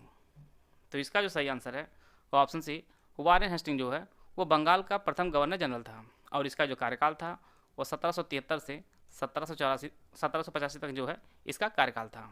यहाँ पे अन्य ऑप्शन उनको हम देख लेते हैं। विलियम बेंटिंग जो है ये भारत का पहला गवर्नर जनरल था, भारत का पहला गवर्नर जनरल वो आपका विलियम बेंटिंग था। लॉर्ड कैनिंग जो है ये भारत का पहला वायसराय था, वायसराय था। इनको भी आप लोग जरूर नोट कर लीजिएगा। इंग्लैंड में हाउस ऑफ कॉमन का जो पहला भारतीय सदस्य कौन बना था? एस.एन. बनर्जी, W.C. बनर्जी, दादा भाई नौरोजी या जी.के. गोखले? इसका जो सही आंसर है वो ऑप्शन सी दादा भाई नौरोजी जो है पहले भारतीय थे जो हाउस ऑफ कॉमन्स में सदस्य बने थे। इसका जो ऑप्शन सी है वह सही है। इनकी एक पुस्तक काफ़ी चर्चित रहती है, बार बार परीक्षा में पूछता रहता है, poverty and un British rule in India. इन्होंने ही लिखी है, दादा भाई नौरोजी ने। इसका जो ऑप्शन सी है वह सही है। 2011 की जनगणना के अनुसार भारत के निम्नलिखित राज्यों में सर्वाधिक जनसंख्या घनत्व पाया गया है? केरल, उत्तर प्रदेश, पश्चिम बंगाल या बिहार? तो सबसे अधिक जनसंख्या घनत्व जो पाया गया है वो आपके बिहार में पाया गया। इसका जो ऑप्शन डी है वो सही है। पहला स्थान पर बिहार है, दूसरे स्थान पर आपका पश्चिम बंगाल है। आते हैं अगला प्रश्न लोग, निम्नलिखित दर्रों में कौन दर्रा अरुणाचल प्रदेश को तिब्बत से जोड़ता है? अगल दर्रा, बनिहाल दर्रा, चांगला दर्रा या बोमडीला दर्रा? तो इसका जो सही आंसर है वो ऑप्शन डी बोमडीला दर्रा जो है यह अरुणाचल प्रदेश को तिब्बत से जोड़ता है, और तिब्बत की जो राजधानी ल्हासा है उसको इसे जोड़ता है। आगिल जो दर्रा है यह लद्दाख में स्थित है, बनिहाल दर्रा आपके जम्मू कश्मीर में स्थित है, और चांगला दर्रा आपके यह भी आपके लद्दाख में स्थित है। आते हैं अगला प्रश्न लोग, निम्नलिखित देशों में से किस देश में तकला मकान मरुस्थल स्थित है? मंगोलिया, तजाकिस्तान, चीन या कजाकिस्तान? तकला मकान जो मरुस्थल है यह चीन में स्थित है। इसका जो ऑप्शन सी है वह सही है। आते हैं अगला प्रश्न लोग, अशगाबाद किस देश की राजधानी है? कजाकिस्तान, तुर्कमेनिस्तान, मंगोलिया या वियतनाम? तो अशगाबाद जो राजधानी है यह आपके तुर्कमेनिस्तान की है। इसका जो ऑप्शन बी है वह सही है। कजाकिस्तान की राजधानी आपकी अस्ताना है, अस्ताना कजाकिस्तान की राजधानी है। मंगोलिया की राजधानी उलन बटोर है, उलन बटोर है, और वियतनाम की राजधानी हनोई है। एक प्रश्न आपकी परीक्षा में देखने को मिल सकता है हाई कोर्ट के। आते हैं अगला प्रश्न लोग, बाथुकम्मा त्यौहार किस राज्य में मनाया जाता है? तेलंगाना, महाराष्ट्र, मध्य प्रदेश या मेघालय? तो बाथुकम्मा त्यौहार ये आपके तेलंगाना मनाया जाता है। इसका जो ऑप्शन ए है वह सही है, और यह है पुष्प त्यौहार है, और अभी 2022 में इसे 25 सितंबर से लेकर 3 अक्टूबर के मध्य इसे मनाया गया है, और यह टोटल 9 दिनों तक चलता है। बाथुकम्मा त्यौहार ये आपके तेलंगाना राज्य में मनाया जाता है। यूआईआर का फुल फॉर्म क्या होता है? ऑप्शन आप लोग पढ़ लीजिए। यूआईआर का जो फुल फॉर्म होता है वह यूनिफॉर्म रिसोर्स लोकेटर होता है। इसका जो ऑप्शन सी है वह सही है। इंटरनेट से वेबसाइट को एक्सेस करने के लिए जिस एड्रेस का यूज किया जाता है उसे URL कहा जाता है और इसका जो फुल फॉर्म होता है वो यूनिफॉर्म रिसोर्स लोकेटर होता है। इसका जो ऑप्शन सी है वो सही है। भारतीय संविधान के किस संवैधानिक संशोधन ने नगरीय स्थानीय निकायों को संवैधानिक दर्जा प्रदान किया है? 71वां संशोधन, 72वां, 74वां या इनमें से कोई नहीं? तो ये आपका 74वां संविधान संशोधन था जिसने नगरीय स्थानीय निकायों को संवैधानिक दर्जा प्रदान किया।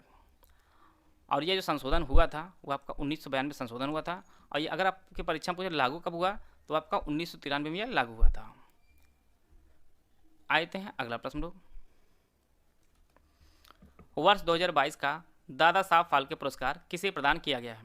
आशा पारेख, हेमा मालिनी, वैजंती माला या हेलन? तो इसका जो सही आंसर है वो ऑप्शन ए आशा पारेख को दिया गया है 2020 का दादा साहब फाल्के पुरस्कार। इससे पहले 2019 का जो पुरस्कार दिया गया था वह रजनीकांत को दिया गया था और 2018 में यह पुरस्कार अमिताभ बच्चन को दिया गया था। दादा साहब फाल्के पुरस्कार की जो शुरुआत हुई थी, स्थापना हुई थी, वह वर्ष 1959 में जो है इसकी स्थापना हुई थी और पहला जो पुरस्कार है ये देविका रानी जी को दिया गया था। 24वें शीतकालीन ओलंपिक 2022 की मेजबानी किस देश ने की? आपके सामने 4 ऑप्शन दिया गया है, इटली, चीन, जापान, जर्मनी। तो इसका जो सही आंसर हो जाएगा वह हो जाएगा ऑप्शन बी, चीन ने। 24वें शीतकालीन ओलंपिक जो है वह बीजिंग चीन में आयोजित किया गया था और इसका जो शुभंकर था वह विंग डुएन डुएन इसका शुभंकर था। और भारत की तरफ से एकमात्र एथलीट ने भाग लिया था जिनका नाम था आरिफ मोहम्मद खान। ये जम्मू कश्मीर के हैं और ये जो है एल्पाइन स्कीयर एथलीट हैं। और 2026 का जो शीतकालीन ओलंपिक आयोजित किया जाएगा वह इटली में किया जाएगा। 2026 का शीतकालीन ओलंपिक। अगला क्वेश्चन देखते हैं हम लोग। निम्नलिखित में से किस शासक ने विक्रमशिला विश्वविद्यालय की स्थापना की थी? आपके सामने 4 ऑप्शन दिया गया है, गोपाल, देवपाल, महिपाल या धर्मपाल। तो इसका जो सही आंसर हो जाएगा वह हो जाएगा ऑप्शन डी, धर्मपाल ने जो है विक्रमशिला विश्वविद्यालय की स्थापना की थी और यह जो है वर्तमान में बिहार के भागलपुर में स्थित था, और धर्मपाल जो है वह पाल वंश का शासक था। निम्नलिखित में से कौन सा युग्म सही सुमेलित नहीं है? आपके सामने 4 ऑप्शन दिया गया है, एक तरफ यात्री है, दूसरी तरफ देश है। ये किस देश से आए थे उसका सही युग्म आपको सुमेलित करना है। Ibn Battuta Morocco, Marco Polo Italy, Abdul Razzaq तुर्की, नूनीज पुर्तगाल। तो इसका जो असुमेलित युग्म है वह जो है ऑप्शन सी है। अब्दुल रजाक जो है यह तुर्की से नहीं आया था, यह ईरान से आया था और यह जो है ईरान के शासक मिर्जा शाहरुख का यह राजदूत था और यह विजयनगर साम्राज्य में आया था। उस समय जो है देवराज द्वितीय जो है उस टाइम शासक थे और देवराज द्वितीय का जो शासनकाल था वह 1422 से 1446 तक का था। तो इसका ऑप्शन सी जो है वह सही है। बाकी तीनों जो है इब्न बतूता, मार्को पोलो, नूनी जो है सही युग में सुमेलित है। तो अब्दुल रजाक जो है वह ईरान से आया था। इसका ऑप्शन सी सही हो जाएगा। निम्नलिखित में से किस चिश्ती संत को चिरागे दिल्ली कहा जाता है? आपके सामने 4 ऑप्शन दिया गया है, आप लोग ऑप्शन पढ़ लीजिए। तो इसका जो सही आंसर हो जाएगा वह हो जाएगा ऑप्शन डी, नासिरुद्दीन जो है उन्हें जो है चिरागे दिल्ली कहा जाता है और यह जो है 14वीं शताब्दी के सूफी संत थे और यह जो है निजामुद्दीन औलिया के शिष्य थे। तो इसका ऑप्शन डी जो है वह सही हो जाएगा। अगला देखते हैं हम लोग। बौद्ध धर्म में त्रिरत्न का क्या अभिप्राय है? आपके सामने 4 ऑप्शन दिया गया है, त्रिपिटक, बुद्ध धम्म संघ, शील समाधि संघ, सत्य अहिंसा करुणा। इसका जो सही आंसर हो जाएगा वह हो जाएगा ऑप्शन बी, बुद्ध धम्म संघ। बौद्ध के जो त्रिरत्न है वह 3 है, बुद्ध धम्म संघ। बुद्ध धर्म का गौतम बुद्ध का जो जन्म हुआ था वह 563 ईसा पूर्व में लुम्बनी में हुआ था और निधन जो है वह उत्तर प्रदेश के कुशीनगर में हुआ था। पहला उपदेश जो है उन्होंने सारनाथ में दिया था और इसी को जो है धर्मचक्र परिवर्तन कहा जाता है। तो इसका ऑप्शन बी जो है वह सही हो जाएगा। अगला देखते हैं हम लोग। निम्नलिखित घटनाओं पर विचार कीजिए। आपके सामने 4 घटनाएं दी गई हैं, उनको जो है सही कालानुक्रम में व्यवस्थित करना है और सही ऑप्शन चुनना है। तो आपके सामने पहला जो है वह है गांधी इरविन समझौता और यह जो हुआ था 5 मार्च 1931 में। और सांप्रदायिक पंचायत की घोषणा कब की गई थी? वह 16 अगस्त 1932 में की गई थी। द्वितीय गोलमेज सम्मेलन जो हुआ था वह 7 सितंबर से 1 दिसंबर 1931 के बीच हुआ था और नेहरू रिपोर्ट जो प्रस्तुत की गई थी वह 10 अगस्त 1928 में। तो इसके हिसाब से जो है वह 4-1-3-2। तो इसका ऑप्शन डी जो हो जाएगा वह सही हो जाएगा। अगला क्वेश्चन देखते हैं हम लोग। निम्नलिखित में से किस शासक ने दीवाने अमीर कोही की विभाग की स्थापना की थी? आपके सामने 4 ऑप्शन है, बलबन, अलाउद्दीन खिलजी, मोहम्मद बिन तुगलक, फिरोज शाह तुगलक। तो इसका जो सही आंसर हो जाएगा वह हो जाएगा ऑप्शन सी, मोहम्मद बिन तुगलक ने जो है दीवाने को अमीर कोही विभाग की स्थापना की थी और यह जो है कृषि विभाग से संबंधित था। यह जो विभाग था वह कृषि से संबंधित था, दीवाने अमीर कोही विभाग। अगला देखते हैं क्वेश्चन। सूची 1 से सूची 2 को जो है सही सुमेलित करना है आपको। समाचार दर्पण, मिरातुल अखबार, केसरी, यंग इंडिया। तो समाचार दर्पण जो है वह जेसी मार्समैन ने शुरू किया था। मिरातुल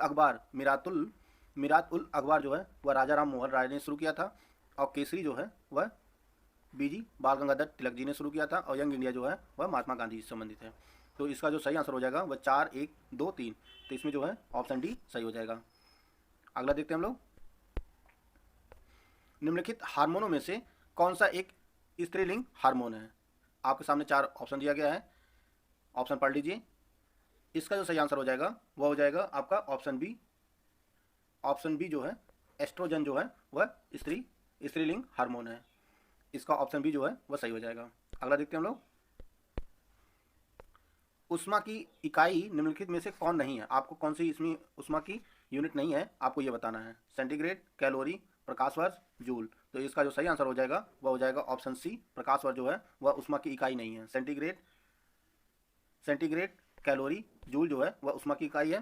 प्रकाश वर्ष जो है वह दूरी के मात्रक है। दूरी का मात्रक जो है वह प्रकाश वर्ष है। और एक प्रकाश वर्ष जो होता है 9.46 गुणे 10 की पावर 15 मीटर होता है।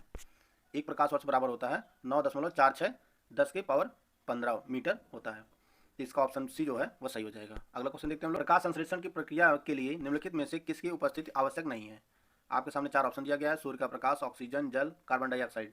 तो इसका जो सही आंसर हो जाएगा ऑप्शन बी, ऑक्सीजन की आवश्यकता नहीं होती है प्रकाश संश्लेषण प्रक्रिया में। ऑक्सीजन बल्कि मुक्त होती है उस टाइम। प्रकाश संश्लेषण प्रक्रिया में ऑक्सीजन मुक्त होती है। अगला क्वेश्चन देखते हैं हम लोग। भारत के राज्यों में से कौन सा एक राज्य जो है सर्वाधिक चावल उत्पादन करता है प्रति हेक्टेयर? आपके सामने 4 ऑप्शन दिया गया है। पश्चिम बंगाल, उत्तर प्रदेश, हरियाणा, पंजाब। तो इसका जो सही आंसर होगा ऑप्शन ए, पश्चिम बंगाल जो है भारत में सर्वाधिक चावल का उत्पादक राज्य है। शीर्ष स्थान जो है वह पश्चिम बंगाल का है। कौन सा युग्म सुमेलित नहीं है आपको ये बताना है। आपके सामने 4 संस्थान दिए गए हैं और स्थान दिया गया है। भारतीय सब्जी अनुसंधान संस्थान जो है यह वाराणसी में स्थित है, ये सही है। केंद्रीय उपोष्ण उद्यान अनुसंधान संस्थान जो है श्रीनगर में, यह सही सुमेलित नहीं है, यह जो है लखनऊ में स्थित है। सेंट्रल इंस्टीट्यूट फॉर सब ट्रॉपिकल हॉर्टिकल्चर जो है केंद्रीय उपोष्ण उद्यान अनुसंधान संस्थान जो है यह लखनऊ में स्थित है। भारतीय गन्ना अनुसंधान संस्थान जो है लखनऊ में स्थित है। भारतीय दलहन अनुसंधान संस्थान जो है वह कानपुर में स्थित है। तो इसका ऑप्शन बी जो है वह सही हो जाएगा, यह सही सुमेलित नहीं है। अगला क्वेश्चन देखते हैं हम लोग। भारत में तटीय राज्यों की संख्या है। आपके सामने 4 ऑप्शन दिया गया है, 6, 7, 8, 9। तो इसका जो सही आंसर हो जाएगा वह हो जाएगा ऑप्शन डी, 9 राज्य। भारत में तटीय राज्य जो हैं कुल 9 हैं। कौन कौन से हैं? गुजरात, महाराष्ट्र, गोवा, कर्नाटक, केरल, तमिलनाडु, आंध्र प्रदेश, उड़ीसा और पश्चिम बंगाल। ये 9 राज्य जो हैं भारत के तटीय राज्य हैं। इनकी जो है सीमा जो है समुद्र से लगती है। अगला क्वेश्चन देखते हैं हम लोग। जनगणना 2011 के अनुसार निम्नलिखित में से किस भारतीय राज्य में महिला साक्षरता न्यूनतम थी? आपके सामने 4 ऑप्शन दिया गया है। उत्तर प्रदेश, राजस्थान, केरल, आंध्र प्रदेश। तो इसका जो सही आंसर हो जाएगा वह हो जाएगा ऑप्शन बी, राजस्थान। राजस्थान में जो है महिला साक्षरता वह 52.6% है। और उत्तर प्रदेश में जो है वह 59.26 है। और केरल में 91.98 है। आंध्र प्रदेश में 59.74 है। तो इसमें जो है इसका बी ऑप्शन जो है वह सही हो जाएगा। राजस्थान में जो है सबसे कम महिला साक्षरता दर है। अगला क्वेश्चन देखते हैं हम लोग। उत्तर प्रदेश का सबसे पूर्वी शहर निम्नलिखित में से कौन है? उत्तर प्रदेश के 4 जिले दिए गए हैं आपके सामने, बलिया, आजमगढ़, बाराबंकी, बस्ती। तो इसका जो सही आंसर हो जाएगा वो हो जाएगा आपका ऑप्शन ए, बलिया जो है उत्तर प्रदेश का सबसे पूर्वी शहर है। और पश्चिमी शहर जो आपका शामली हो जाएगा। उत्तरी शहर जो होगा वह आपका सहारनपुर हो जाएगा। दक्षिण जो होगा उत्तर प्रदेश का सबसे दक्षिण शहर जो होगा वो सोनभद्र हो जाएगा।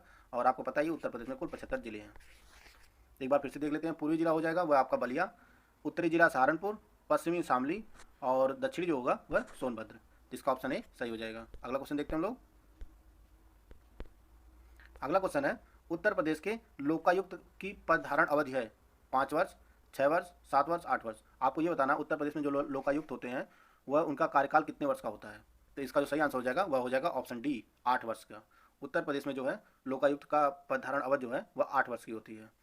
और वर्तमान में लोकायुक्त जो है उत्तर प्रदेश के वह संजय मिश्रा हैं। और पहले लोकायुक्त जो थे वह विश्वम्बर दयाल, न्यायमूर्ति विश्वम्बर दयाल थे उत्तर प्रदेश के पहले लोकायुक्त। तो इसका ऑप्शन डी जो हो जाएगा वह सही हो जाएगा।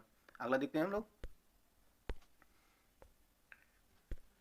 भारतीय संविधान के अनुच्छेद 170 के अनुसार किसी राज्य की विधानसभा के सदस्यों की न्यूनतम तथा अधिकतम संख्या क्रमशः हो सकती है। आपको ये बताना है किसी विधानसभा में कितने सदस्यों की न्यूनतम संख्या हो सकती है और अधिकतम संख्या हो सकती है। तो इसका जो सही आंसर हो जाएगा वह हो जाएगा ऑप्शन डी, 60 से कम नहीं हो सकती और 500 से ज़्यादा नहीं हो सकती। और विधानसभा का जो कार्यकाल होता है वह 5 वर्ष का होता है। इसका ऑप्शन डी जो है वह सही हो जाएगा। सेबी अधिनियम कब पारित हुआ था।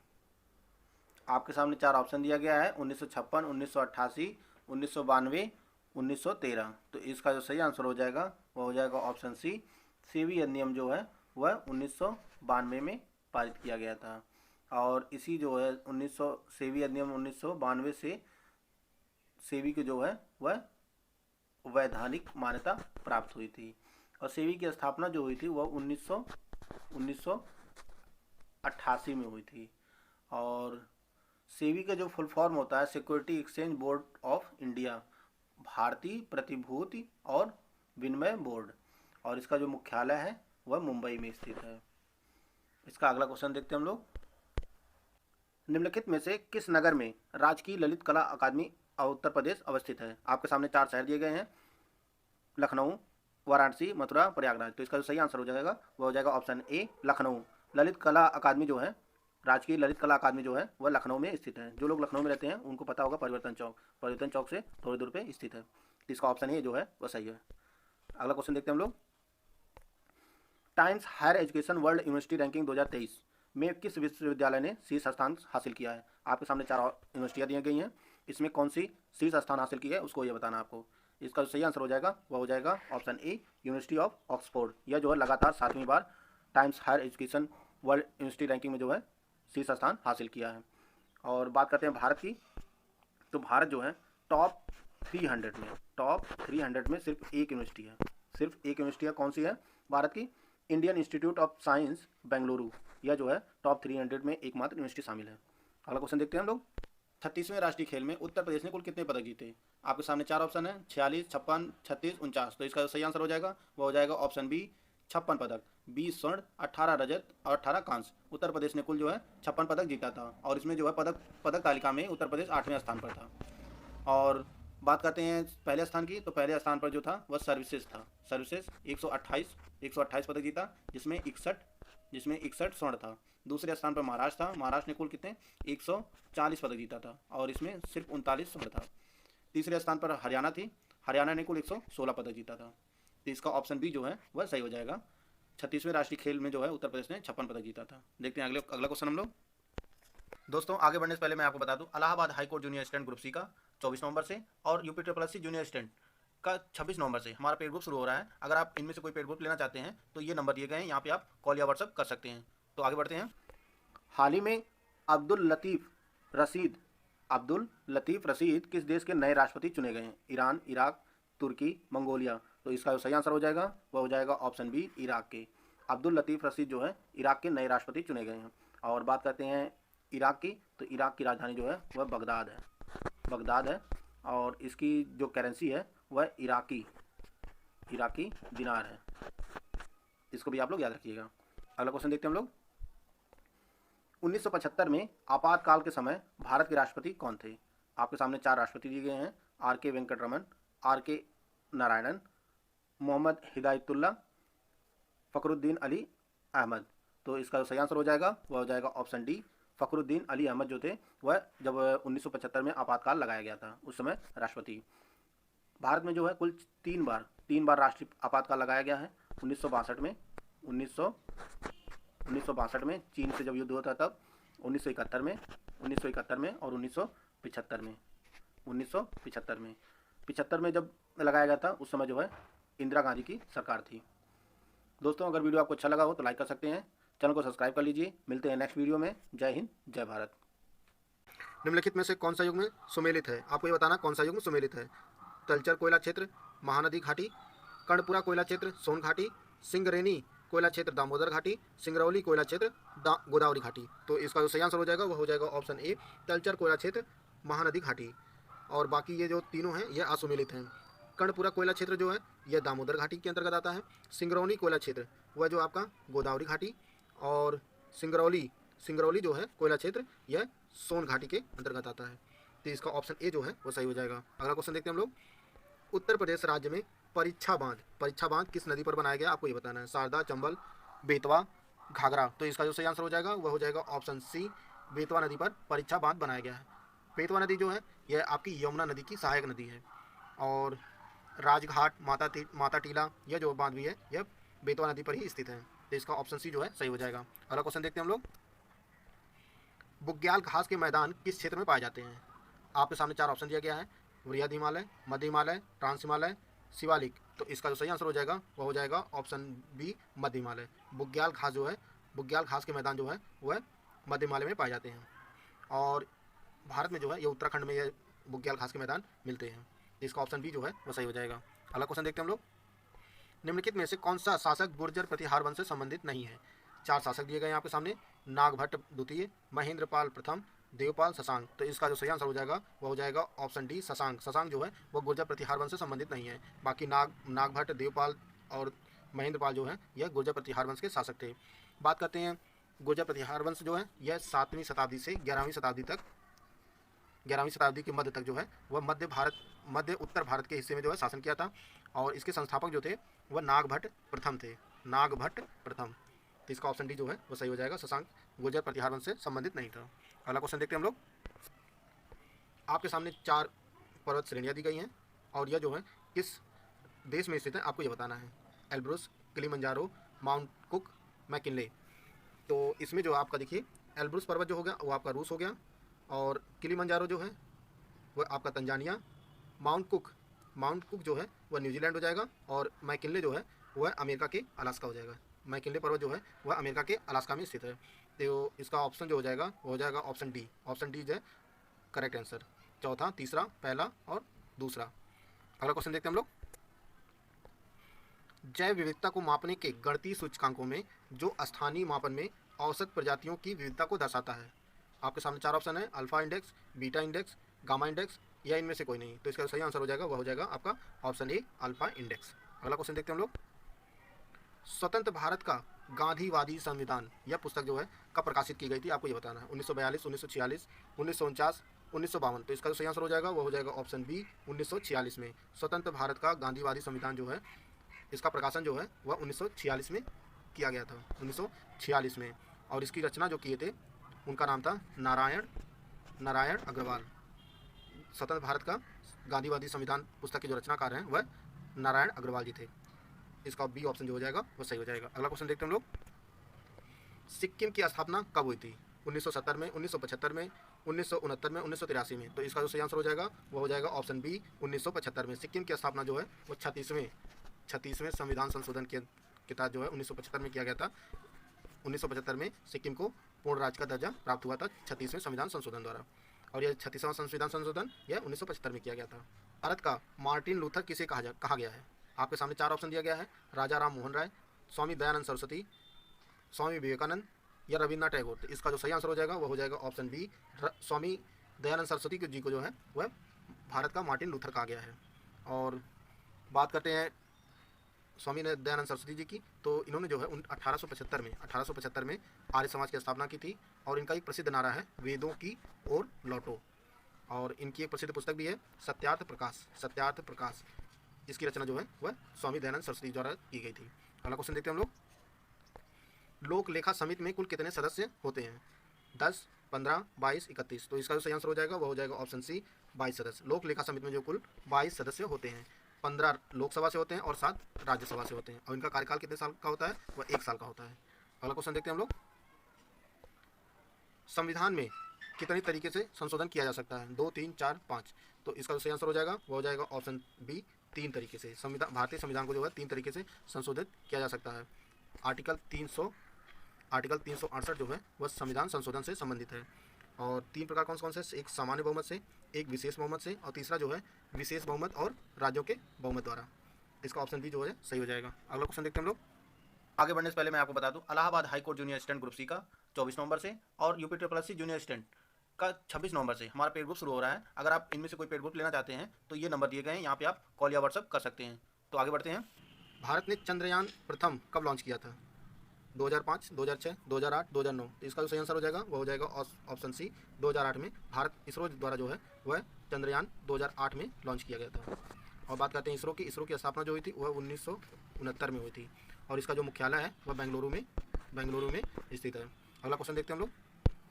मीराबाई किसकी शिष्या थी? आपके सामने 4 ऑप्शन दिया गया है। संत रमानंद, संत निम्बारकाचार्य, संत रैदास, संत वल्लभाचार्य। तो इसका सही आंसर हो जाएगा वह हो जाएगा आपका ऑप्शन सी संत रैदास। मीराबाई जो थी वह संत रविदास की शिष्या थी। तो इसका ऑप्शन सी सही है। अगला क्वेश्चन देखते हैं हम लोग।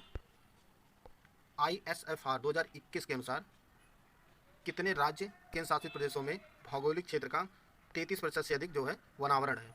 15, 17, 13, 21। तो इसका जो सही आंसर हो जाएगा वो हो जाएगा 17। इसका ऑप्शन भी जो है वो सही है। शीर्ष वनावरण राज्य जो है भारत के वह पहले नंबर पर जो है वह मिजोरम है, दूसरे पर अरुणाचल प्रदेश है, तीसरे मेघालय है और चौथे पर मणिपुर है। ये भारत के 4 शीर्ष वनावरण वाले राज्य हैं जहाँ पे सर्वाधिक वनावरण है, प्रतिशत जो है सब सर्वाधिक है। अगला क्वेश्चन देखते हैं हम लोग। हिम तेंदुआ परियोजना कब शुरू की गई थी? आपके सामने 4 ऑप्शन दिया गया है। 1997, 1995, 2009, 1973। तो इसका जो सही आंसर हो जाएगा वह हो जाएगा आपका ऑप्शन सी 2009 में। हिम तेंदुआ परियोजना जो है वह 2009 में शुरू की गई थी। अगला क्वेश्चन देखते हैं हम लोग।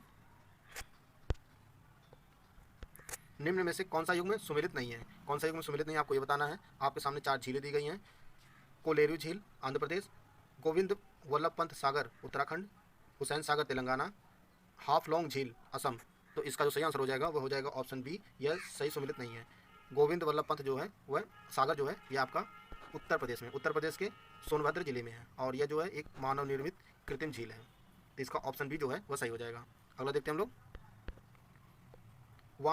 वांगला महोत्सव जो है किस राज्य में आयोजित किया जाता है? मेघालय, त्रिपुरा, असम, तमिलनाडु। तो इसका जो सही आंसर हो जाएगा वह हो जाएगा ऑप्शन ए मेघालय। वांगला उत्सव जो है वह मेघालय में आयोजित किया जाता है और यह नवंबर मंथ में आयोजित किया जाता है और इसे जो है सौ ड्रम महोत्सव के नाम से भी जाना जाता है।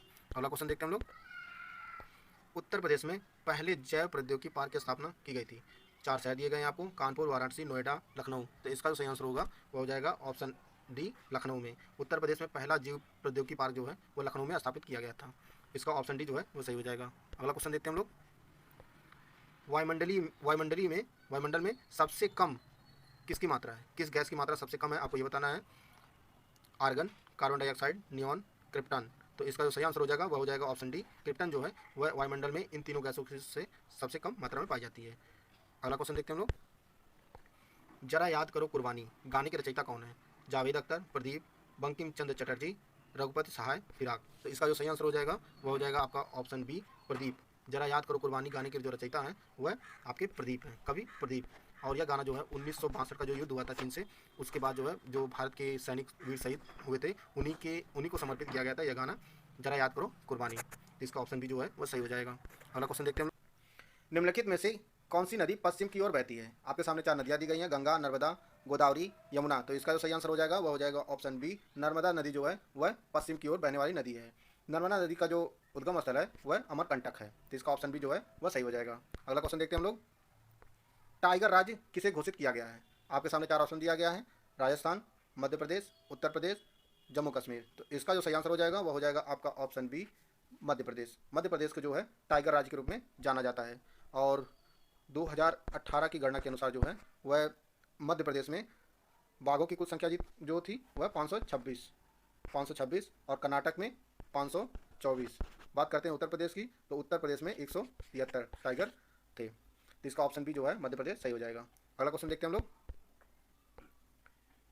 भारतीय राष्ट्रीय कांग्रेस की प्रथम महिला अध्यक्षा कौन थी? सरोजिनी नायडू, विजया लक्ष्मी पंडित, एनी बेसेंट, इंदिरा गांधी। तो इसका जो सही आंसर हो जाएगा वह हो जाएगा आपका ऑप्शन सी एनी बेसेंट जो थी वह भारतीय राष्ट्रीय कांग्रेस की प्रथम महिला अध्यक्ष थी।